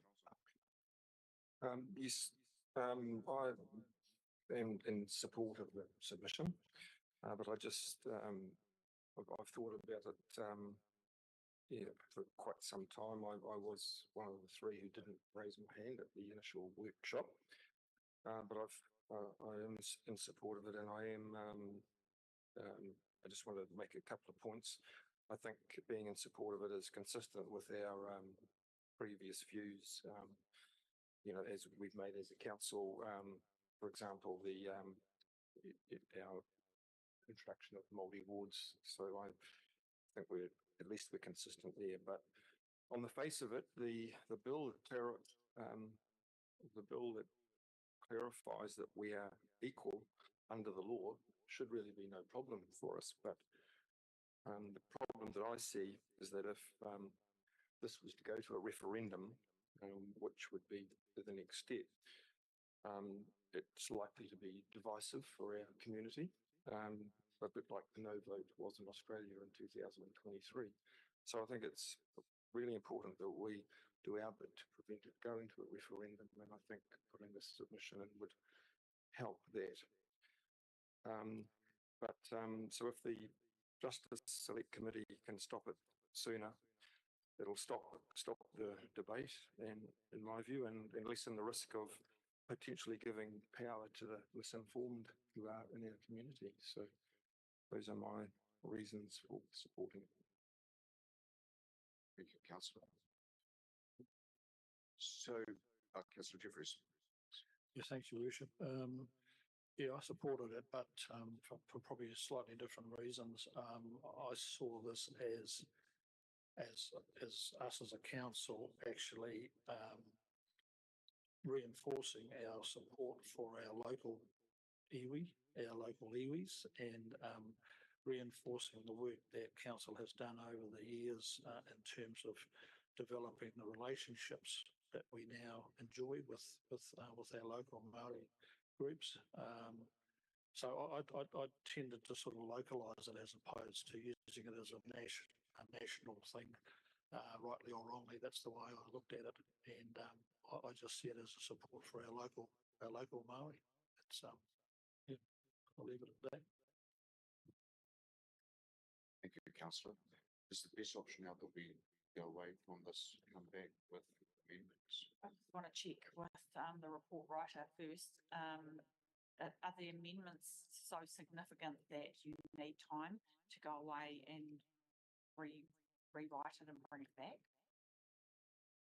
Through Your Worship, if the matters that are being asked to amend are those that are limited to Councillor Williams, then it won't take too long to do that. But I think in the interests of getting this right, that I do take some time to craft those words and come back and show how those changes through a track change arrangement would impact on the preliminary draft as circulated. Thank you, Ross. Councillor Hughes. Yeah, I'm a little bit on the fence about this, actually, probably erring on the side of not supporting it more due to the fact that I believe this bill is dead in the water anyway. it's supported by a coalition partner who has 6% in the latest polls, and National have stated that they're not going to support it. So although I acknowledge the arguments from other councillors for their support, I'm against it more the fact that I think it's just a waste of time because it's never going to go through. It'll go through the first reading and then that'll be dumped. So I don't see it as an issue as such as far as that's concerned. This is my opinion. Thank you. Ross, we'll leave it in your hands to come back with the amended recommendation, and then we'll put it to the vote. I'm just getting some direction from Kaya, so we need someone to move that it be left lying on the table. I'll move that it's left lying on the table. Is that the wording? Yeah, I think so. I know, it's kind of weird, eh? Yeah. Sorry I'll about move that. that it lies on the table. Yeah. And we bring it back in a couple of items. Second, Councillor Williams. Thank you. Well, we haven't got. Yeah, it comes back. Comes back because we don't have a recommendation to vote on. It's just all we're doing this week. Yeah. Thank you, Ross. Okay, moving on to item 204, change of council logo, page 201, councillors. Welcome back, Nadia.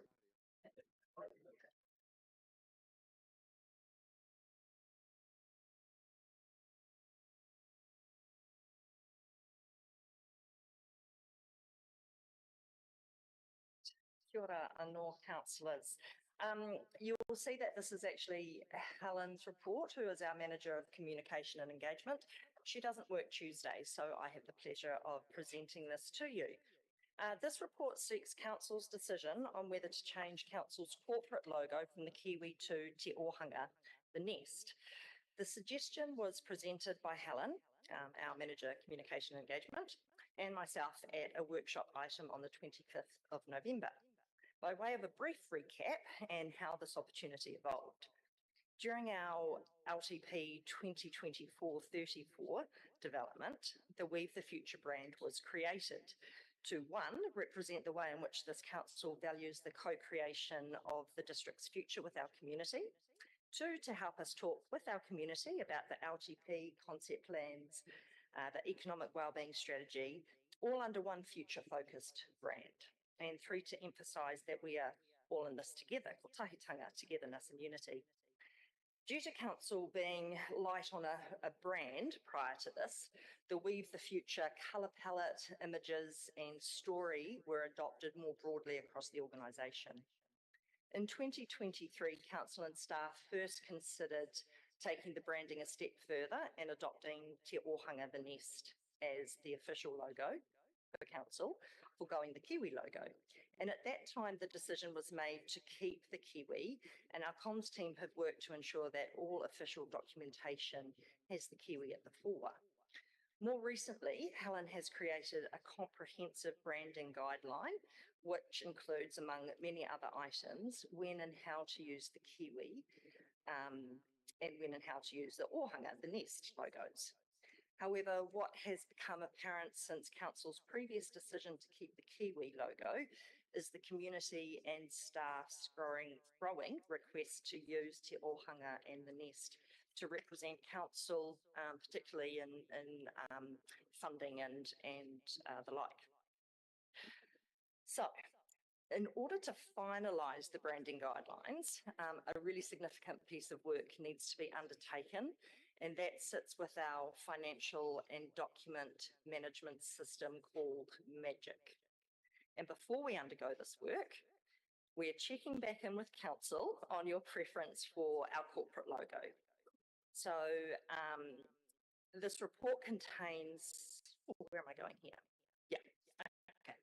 So for reasons discussed in the workshop and provided in the report, including aligning the brand and logo, reducing confusion, representation of the district as a whole and the way in which we work with our community, it's the staff recommendation that we change to Te Ōtorohanga, the nest. Should Council approve the recommendation, the only cost would be for a change to the wall decal in the customer experience centre and a decal on the front of the building, and all those costs would be covered in current budget. And should council resolve to not change the logo, the branding guidelines will articulate when each logo is to be used and not. Happy to take questions. Thank you, Nadia. Councillor Dow. No, I'm not sure we're trendsetters or followers, to be fair. No. All I was curious about was, because I don't really care, to be fair. I'd really want the kiwi to stay. I don't know if I'm a traditionalist or what, but anyway. I don't think they am. But just recently there's been some articles, like there's one in the South Island where they've done a new council logo and it's just about close to a wool company's copyright. And then there's Masterton, who looks to me like it's that Freemasons sign, or Freemasons Club. I'm sure someone's designed it because they call it weaving the ends together, but that's what it reminds me of. I'm just hoping that someone's done a bit of research and our little weaving thing's not going to be some other company. But the fact that it's cost neutral, I almost consider it as operational, not governance, to be fair. But I think you've got to let us know what you want to do. So if you really want our opinion, stay with the kiwi. But, But just do hope that someone's shopped around the world or on the internet or something and made sure we're not going to be like, oops. And it's interesting how Masterton say theirs is cost neutral, which is what you're saying, and yet the one they reckon there's going to be hundreds of thousands of dollars to change it. So. That's it, excuse me, through you, Your Worship. That's the district logo. Yeah. So they're talking about changing all their signs into the district. From Dunedin South, from Timaru North, that kind of thing. So it's the cost is there, all the big billboards and everything need to be redone as well, and it's for the district logo. I'll have to get used to saying I'm from Leaf Town. Kiwi Town. I don't know how I'm going to do that. In terms of Councillor Dow's point, there's no other logos out that we're crossing, because I mean that one down south was so close there. The brand was shocking. Yes. We haven't done any research, and we can, following council's resolution, just to make double sure. The only logo I know that is similar is Taupo, who has just a very plain O with a macron above it, but it's not a weave. And that's for their district branding, not for their council brand. Thank you. Any further questions, councillors? Yes, Councillor Johnson. The reason why I don't see all John is because your bottle is in the way of your red light. Okay.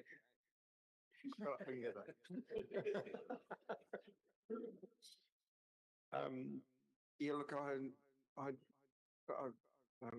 support Councillor Dow. I think we should have a kiwi in there. I'm quite happy to have the new logo, but let's keep get a kiwi in there. Let's where the kiwis can fly. Surely we can keep that in there. It's I just raised it at the workshop. I just think that we're doing our kiwi house a disservice by dissociating ourselves from the from the kiwi logo for our district.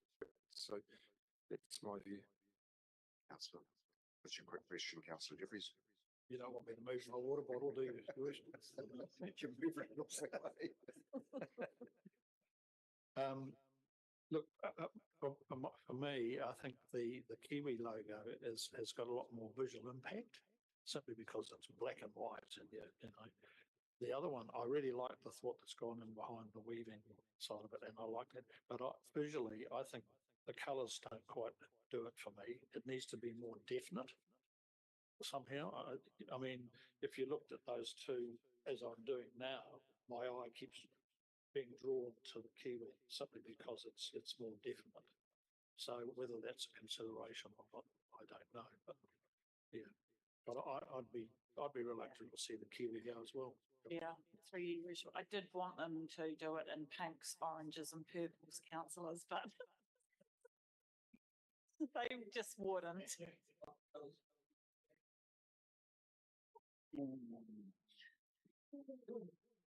Okay, we'll put this one to the vote. We have a staff recommendation here that the Ōtorohanga District Council adopts Te Ōtorohanga, the nest, as the sole logo for the organisation. Those in favour, can you please raise your hands? Sorry. You've moved it. Moved it, seconded. Seconded. Councillor Tamaki. All in favour, can you please raise your hands? Right. Against? Carried. Thank you, councillors, your worship.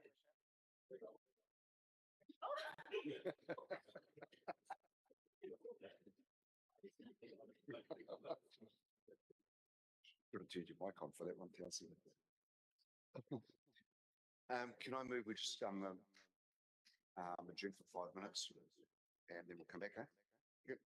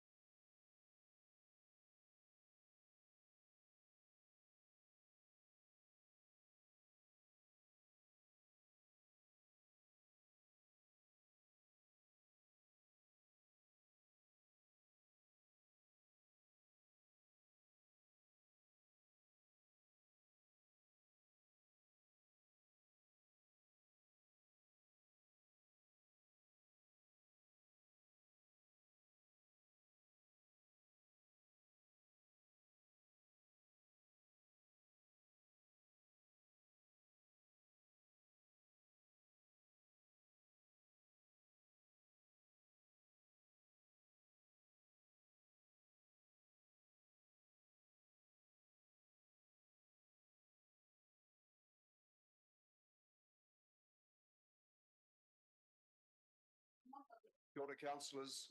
Can we get ready for day to turn the lights on? And we'll be good to go. Welcome back, everybody. Right, if we can just go back to the last agenda item, which is the change of council logo, and it's noted that Councillor Johnson would like on the records that his vote against is recorded. Are any other councillors wish to do the same if they vote against? And Councillor Dow as well, and Councillor Jeffries. There you go. Got those, Kyle? Thank you. And now we'll head back to, because there's a decision report, we're going to go back to item 203 to Ross. Page 195. Yes, thank you, Worship. So just coming back to reflect the suggested changes to the draft submission. And these changes have been collaborated on with Councillor Williams. So looking at point 2, the change would be in the second sentence, and it removes the words "and make its position clear." So that sentence would read, "For this reason, ODC wishes to be on record to dissociate itself from the actions of the New Zealand government on this matter." So the first sentence would remain unchanged. Yes. And then so moving to the next change, which is the third point. Again, the first sentence would remain unchanged. The second sentence would be changed to read, "This bill does little to improve or promote well-being." Thank you. And those are the two amendments, Ross. Yes. Okay. Appreciate that.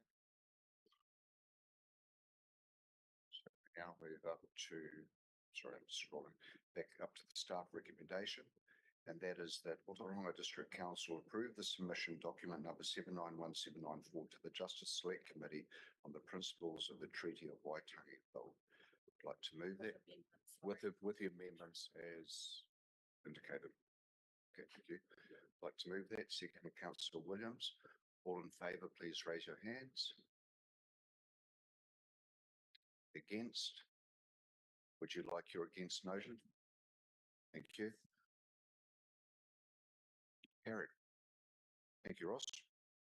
We will move now on to item 205, concept plans, which is on page 232, councillors. Welcome, Sandra. Tēnā koutou, councillors. This report covers the status of the priority projects across the 3 concept plans for the Ōtorohanga district.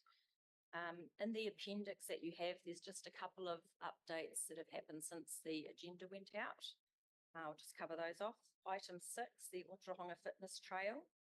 Construction was approved at the council meeting on the 26th of November. Item 19, support the redevelopment opportunities for the Kāwhia Sports Club. There was an extraordinary council meeting on the 12th of November, and at that meeting approval to construct new buildings and a new lease has been drawn up. And I believe the memorandum of understanding has also been received.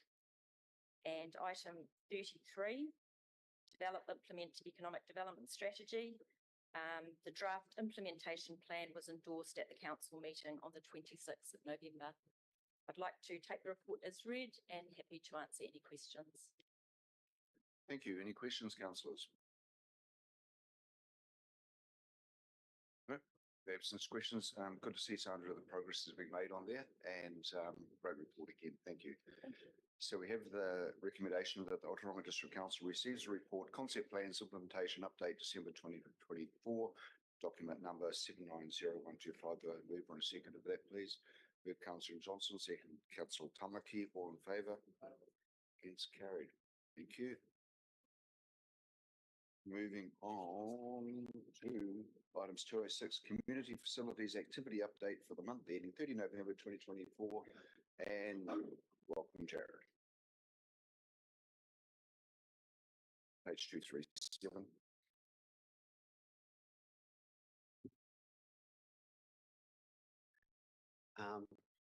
Thank you, everyone. Through you, your worship, I'll take my report as read.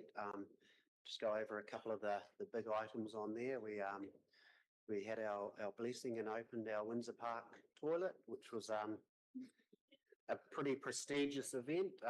Councillor Hughes attended that.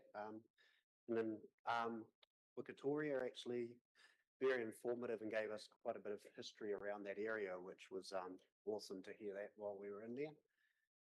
You'll see some work being done around the Huipatea Kahikatea tree. As you know, it's a very historic tree in our area, and some work's been done just to eliminate traffic and lawnmowers and things going on around the root structure of the tree. We've done some earthworks around there as well to get more water in around the tree to help it thrive. So I'll throw it out to you guys for any questions. Thanks, Sheriff. Councillor Hughes. Yeah, thank you, Bishop. Thanks, Sheriff. Those toilets, well, I know we spoke about it at the time. We were a bit concerned about the fact that there could be some type of vandalism and you know, the area they're in. Is that eventuated? They've been okay? Through your worship, yes, so far so good. Touch wood. We, as part of another program that another staff member's running, that will eventually have some design artwork on the outside of it, which will just beautify and help hopefully slow any graffiti and things down. Okay, thank you, Ray. Thank you, Councillor Jeffries. Thanks, your worship. Yeah, just on the waste contract, any news on what's happening where you're at with that one, with what one?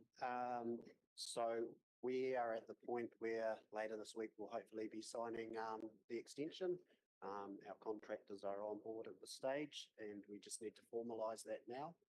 And once we formalise that, then we'll move into discussions with Waitomo. I have been talking with them, but they're just sorting some other waste things to do with their landfill at the moment. So we'll be touching base early next year to keep that progressing.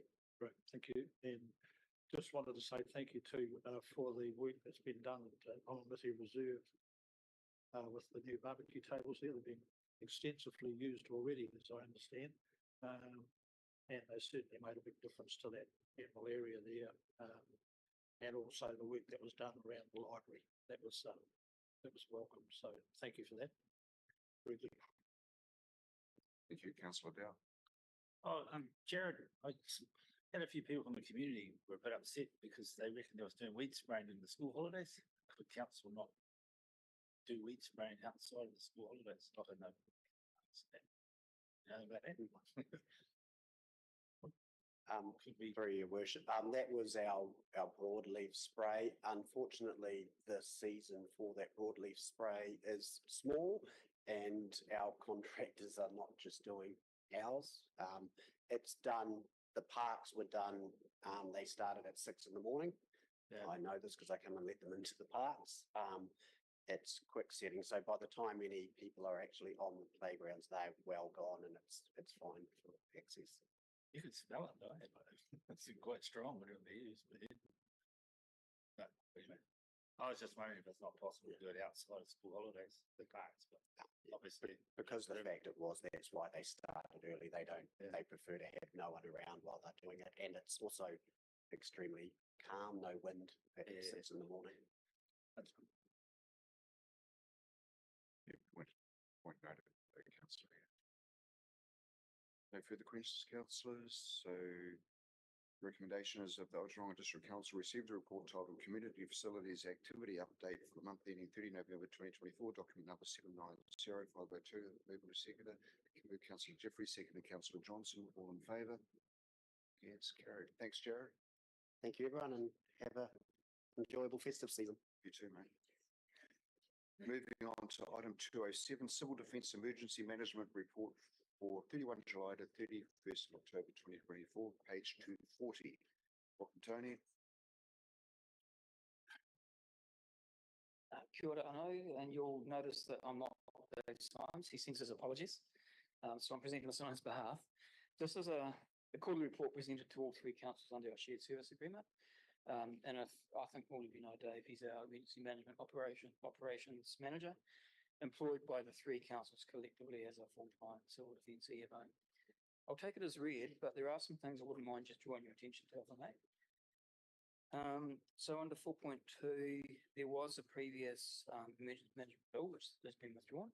So there's a new bill that will be coming through, and what we expect is that will pick up a lot of the lessons learned and after action reports from the Auckland anniversary event in Gabriel, which they're described as the North Island severe weather event. Just on there, under 4.6, there's an official report, which is the government inquiry, which is bolded in the report there, that was chaired by Sir Jerry Matapiti. And there's some really, I guess, substantial findings coming out of that. But in fact, there were 19 different reports on the severe North Island weather event that met the criteria for reviews. And so what NEMA's done is they've done a review of reviews. They reviewed all those 19 reports and come up with some key themes. And there's some real lessons learned to come out of that. I will just touch on that government report because there's an aspect of what it means for us, and there's probably going to be some changes that will come through the legislation. Not in the report, so I'm going off script a little bit, but I thought this would be useful for you to know. So what it's likely to mean is much better integration with iwi Māori. So what we found through those events is the marae just did what they do. They do manaakitanga really, really well, and they had a huge impact and unexpected, I suppose, benefit for the whole community in terms of response. So that's been recognised in those reports now, and the recommendation is to bring that informally into the civil defence structure. The other thing that's come through, a couple of other things. One is a push for increased capacity and prioritisation around civil defence readiness and response. And this is in anticipation of events like AF8, Alpine Fault 8, and Hikurangi Trench, which I'll talk about shortly. So the catastrophic events that we haven't seen in this country yet. Gabriel wasn't catastrophic. These are the events that are off the scale, but are beyond our nation's ability to respond. And so I think there's a desire now, and really a bit of an urgent desire to gear up our country for that. So that if these things happen, we are able to respond as best we can. So increased capacity, increased priority, an affirmation that a local response is the best for local level events. So civil defence still stays as a function of councils, but really boosting the capacity. And probably professionalisation and almost, this isn't in the report, but what comes through is almost a militarisation of civil defence, back to what it used to be when it first kicked off after World War II. And so the words like command, control and coordinate keep on coming through. One of the recommendations in the Matapiti report that I'll just refer to you is that the chair of Civil Defence Emergency Management Group, that's the regional group, is also the chair of the regional council. So at the moment, that group is chaired by a chief executive nominated by the joint committee. So they're recommending there's a really clear line of sight between the council and the group. They're also recommending that the regional and local authority chief executives, so Tania becomes a primary controller and can delegate suitably qualified individuals while retaining overall accountability. So that's quite a change. You already are a controller, so and then controllers acting under that delegation are employed by or seconded to the council. So again, we've seen a little bit more of a push towards professionalisation coming through. We don't know, but I suspect that's likely to come through in the new bill. Those are the sort of changes we might see through there. So if I can move on, the next sort of overview was on page 245. I just want to touch base on the Hikurangi subduction zone. So this is one of the two catastrophic events that at a national level, there's quite a lot of planning being done for. The South Island AF8 you're probably familiar with. That doesn't affect us directly, but if that happened, we'd be stood up under a national declaration asked to respond, probably asked to host refugees who might be travelling up here and stuck, can't get back, and provide surge support through to the South Island colleagues. Hikurangi subduction zone is a bit more real for us. So there's some modelling that a group on the East Coast is doing. And what they identified as a first stage, there's two stages to it, is what the impacts are across the Waikato and across the North Island generally. So what it means for us in Ōtorohanga is there'll be, so puts in the context, the realistic scenario is a 5-minute long magnitude 9 earthquake. So you can imagine standing up or not standing up in that kind of event. What it means for us here is some local damage for buildings, potentially some local infrastructure damage, even though it's way off in the Hikaringi Trench. So we get through that, but then what happens after that is we would then be required to surge. It would be catastrophic beyond our capability as a nation to respond. So we'd be asked to surge to help in, and it would be a really long multi-year recovery as well from an event like that. So that's something that's on our radar. There'll be probably some more reporting coming through to the council on what that means for us as we get more information on that. Just locally, coming back to more of a local area here under item 7, so tsunami signage has gone up around Kawhia. It's standard signage based on the wording and the look and feel nationally. We're looking at potentially putting some video on those signs as well. In terms of training, so we're looking pretty good here in Ōtorohanga. There is under 7.8, some targets for national training or local training in the region. And then if you go to page 248, about midway down, it tells you how we are trained with our staff. So we've got a little bit of work to do, foundation training that targets 100%. We should be able to get that for a relatively small council. We've got really good capacity at intermediate and function level training and a little bit more work to do at advanced training. So we've got a real depth here in this council, but also across the 3 councils for any local response. Under paragraph 7.13, there was some community engagement that Kathy and Dave did. They did a bit of a barbecue and a pop-up at Ōtorohanga around the Shakeout Week, and also attended a community meeting on a Kiwi Community Hall. And the Maniapoto Games as well, which is pretty cool. Under 7.17, Kathy Shaw, who is the other full-time civil defence person employed by us collectively, has been doing really good work and engaging with all the maraes across the 3 councils at the marae level. So bringing up to speed, what training do they need? And there are some marae staff who have done some training. Things like how can we support them potentially with getting some solar and self-containment. So if an event happens, they will prepare as well. And just on the last page, it's there, the key responses that we've had over the last quarter are all about, as you'd expect, rain and thunderstorms are the things that are mostly on our radar to keep an eye on. And the other initiative on under paragraph 9.3 is for the first time we had a combined 3 council meeting of controllers and recovery managers. So Nadia's our recovery manager, and that was really good. Just a sharing of information, how we can all work better together. So there's a lot of good stuff coming out of that. That's my summary. Happy to take any questions if there are. Thank you. Awesome. Thanks, Tony. Like all civil defence reports are extensive, but obviously necessary. Have another 200 pages.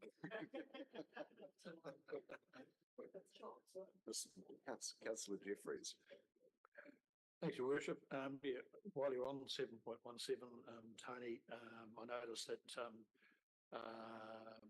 you had a marae preparedness plan with Waipapa, but there's no mention of Makatu or even Mokai. I would imagine that in the event of a disaster, Mokai Kaihanga would probably be the logical place because it's up high. So perhaps they could consider to visit Mokai at least. Yeah. I can pass that back to Kathy. I do know that Waipapa is our alternative EOC for Kawhia because of its location. I guess it's facilities there as well. But I'm certain I'll say back to Kathy. Thank you. The other, it's just a comment too, in case I might pay to mention it to Dave, and I'm sure he's aware of it anyway. But in terms of a local response, Kawhia at the moment doesn't have a policeman, and the fire chief is not local anymore. He's out on secondment doing work. So if we had a disaster, there's nobody in Kawhia at the moment that would be able to action the community response plan that I'm aware of. Yeah, so just as long as they're aware of that. Yeah, thank you. I'll pass it back. Yeah, thanks. Councillor Jeffries is after some training, I think is what he's suggesting. Oh, oh, it's interesting, the comment that Tony made that, and it might have some influence from Jerry, the guy who was, oh, sorry, I can't pronounce his last name, but, yeah, because he was previously the chief of the army, wasn't he? Wasn't he the general or something? Yeah. So it's interesting that they're now talking in terms of military terms, but I can remember quite clearly going back to the old days, and I'm sure Brian Bunn remember this too. It's very familiar with the old days. I don't want to be left out. Was that a lot of the civil defence staff in those days were actually ex-army. They came from the army, and so you know, it wasn't unusual to see lieutenants or captains or, you know, retired running those civil defence roles. So no, it was just something I picked up. Hugh Burko was the chair for many years. As the ex-military man. Any further questions? Oh, yes, Councillor Hughes. Yeah, thank you, Bishop. I'd seen a big focus on the Hikarangi subduction zone there, Tony, but probably there's nothing there sort of about the volcanic activity from Mount Ruapehu, which is potentially could be just as devastating in this area, depending on which way the wind blows. I mean, I suppose we can all remember in the late 1990s when it was kicking off down there. I mean, my car was covered in ash most days, and so you know that's quite. And those were mild eruptions back then. If we have a big one, it could be devastating to an area like ours. So you know, planning around that is probably it's just as important as anything from the Hikarangi tsunami, I would think. So that's a good point. I guess the reason that Hikarangi is focused because there's not much known about it. With the Ōtorohanga zone, there's quite a lot of information and cell network monitoring that's done on it. And so Ruapehu eruption is on the hazard scape, so the regional plan, and the regional civil defence plan is going through renewal at the moment. So it's on there, but the impacts on us, as you say, are dependent on the wind direction. Probably the other catastrophic event which isn't on there is Taupo eruption. But there is some local preparedness that's been done. But I guess if that goes, super volcano, then you know, we're thinking vaporization out to a certain area.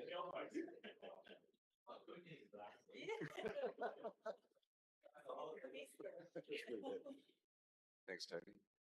Thank you. We have staff recommendation here that the Ōtorohanga district. Sorry, Councillor Tamaki. Kia ora, just on that, mihi to Tony for the mahi that you've been doing with our marae. I think one of the things that has been coming back in our community, especially our Māori whānau, is that they are prepared better. Some of those disasters that have come our way, and they feel a little bit more secure in how they operate and look after each other in time of need, even if it's just so. I just want to tuku mihi to your team for the ongoing support that you're making in those situations for our people. So ngā mihi. Kia ora, thanks for that. I'll pass that back to Kathy. She's been doing a lot of work around that. Awesome, thank you. The recommendation is that the Ōtorohanga District Council receive the report titled Civil Defence Emergency Management Report for 31 July to 31 October 2024, document number 789309 from Tony. Emergency Management Operations Management. That's not your title either, so we'll stay with Dave's time, shall we? Move for a second of that, please. Move Councillor Tamaki, second Councillor Hughes. All in favour? Against, carried. Thank you. Thanks, Tony. Okay, we're going to move on to councillor updates, and we'll start with Councillor Dow. Not much since the last meeting. Came to the water hui, came to that, listen, yeah, got a bit of information. Went to Regional Transport Committee meeting on Friday. There's a new NZTA rep, but he didn't seem to have any more money than the last one. Who's gone to David Spears, who's gone to Thames. But anyway, we'll work on him. The news is for the local public bus that they're running from Te Kuri to Hamilton through Ōtorohanga. they're going to fund that for a regional council.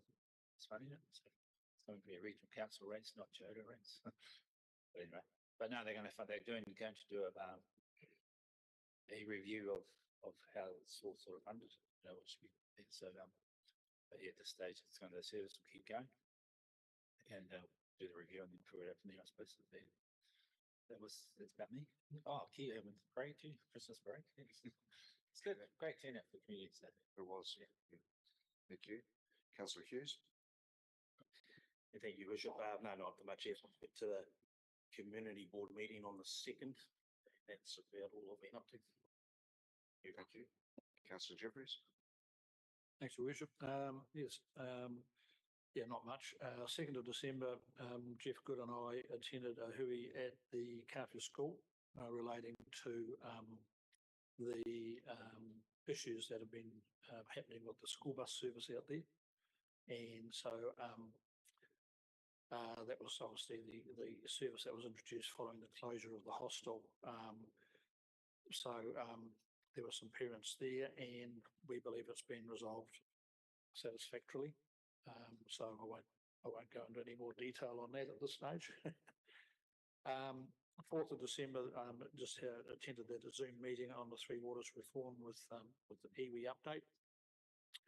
5th of December was a Kawhia Community Board meeting, and I guess the main item that came out of that was the decision from the board to proceed with the removal of the trees along the entrance to Kawhia. And I thought that was a very courageous decision, given the level of submissions that have been received, but I believe they also made the right decision personally. So they were looking at it as from the point of what's right for the community as opposed to what was right for them. So no, it was a good call. Yesterday, Jeff and I met with Sean Horgan and Anna Greenhill from Waipa Networks, and that was an extremely useful discussion, mainly around continuity of supply. They talk about funding for community organisations and the availability of funds through Waipa Networks. And we did talk about the introduction of a trust with similar objectives to the Maru Trust, which will cover the Waipa Network supply area. And so there's Sean is actually a really switched on guy. I like the man, and he's already well down that track and sort of looking at what can be done to provide a similar or better service for our area. So I'll let you know how that gets on. Just a reminder that the Kawhia Christmas Parade is on the 18th of December. And I believe we're having a visit from Buzzy Bumble again. And are we having the Pixies and the Elves again this year? Maybe. Yeah. Well, I thought you looked quite good in the baked bean suit.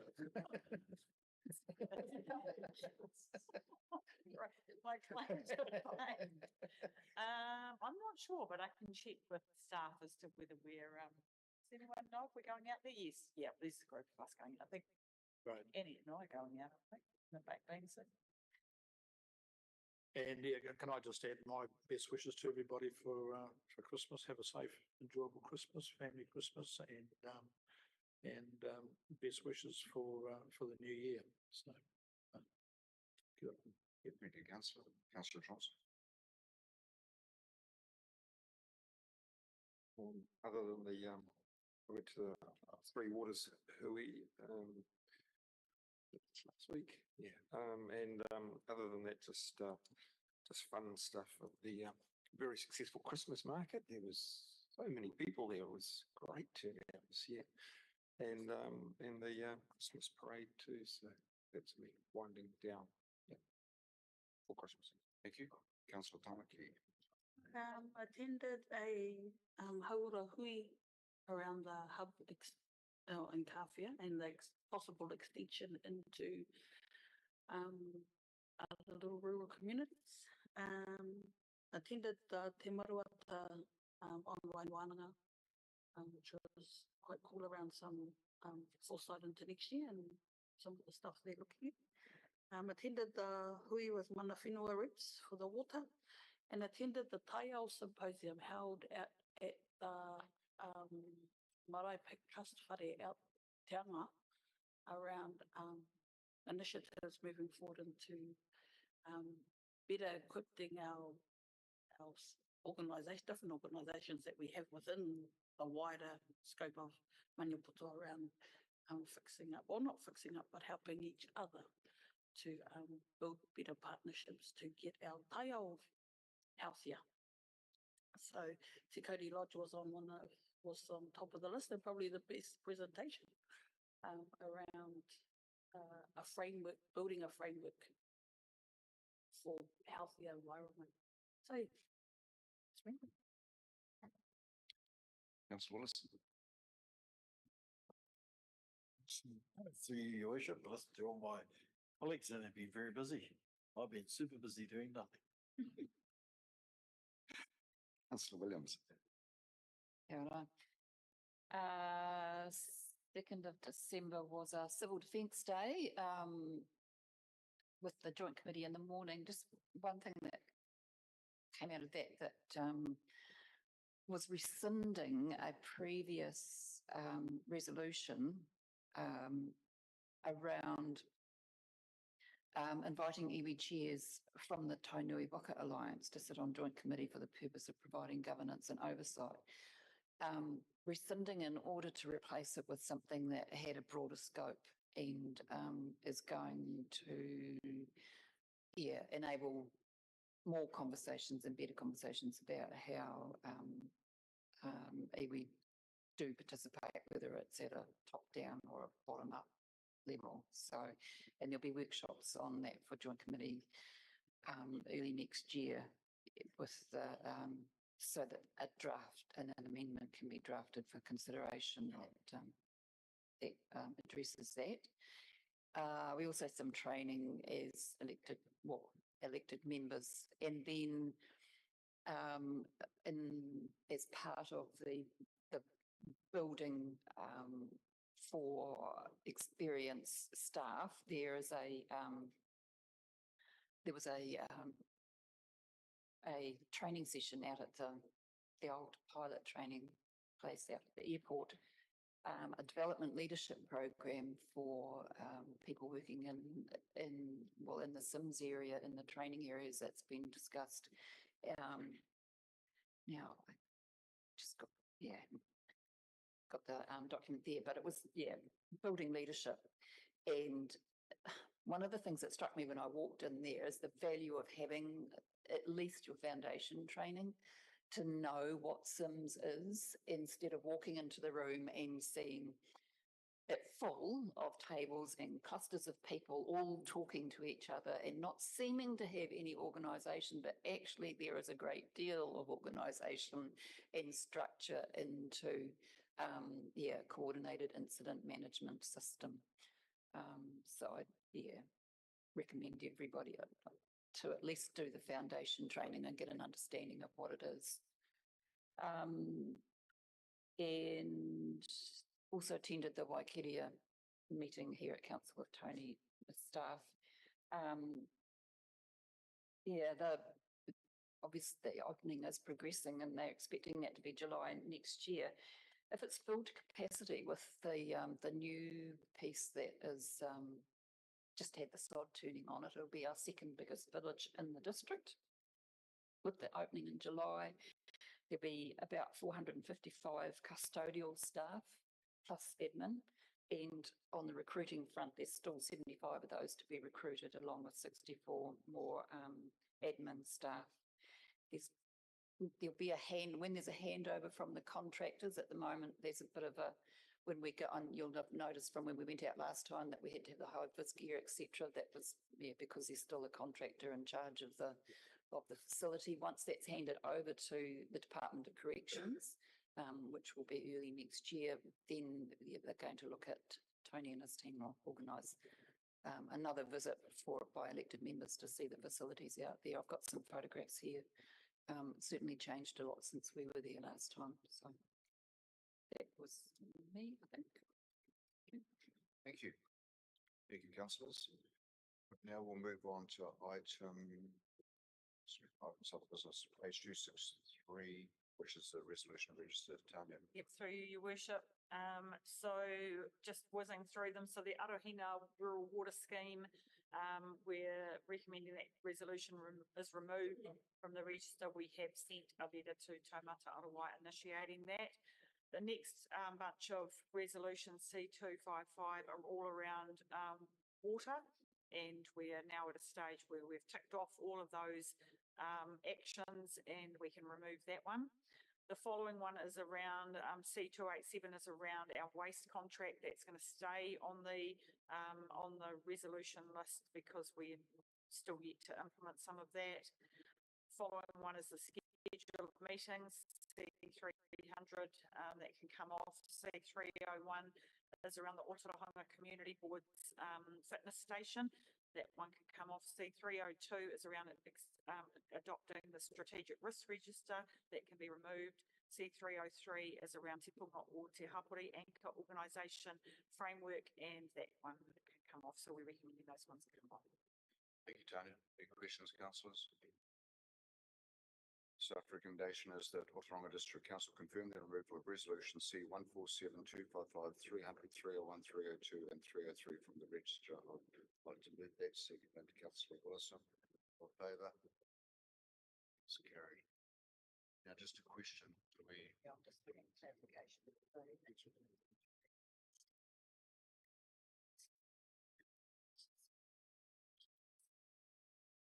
Right, okay. So we're going to end.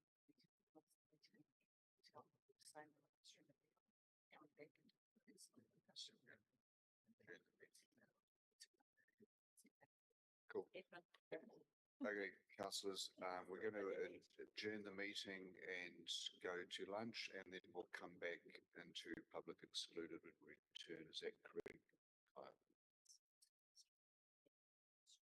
And the live stream will end very soon. Very, very soon. Yes.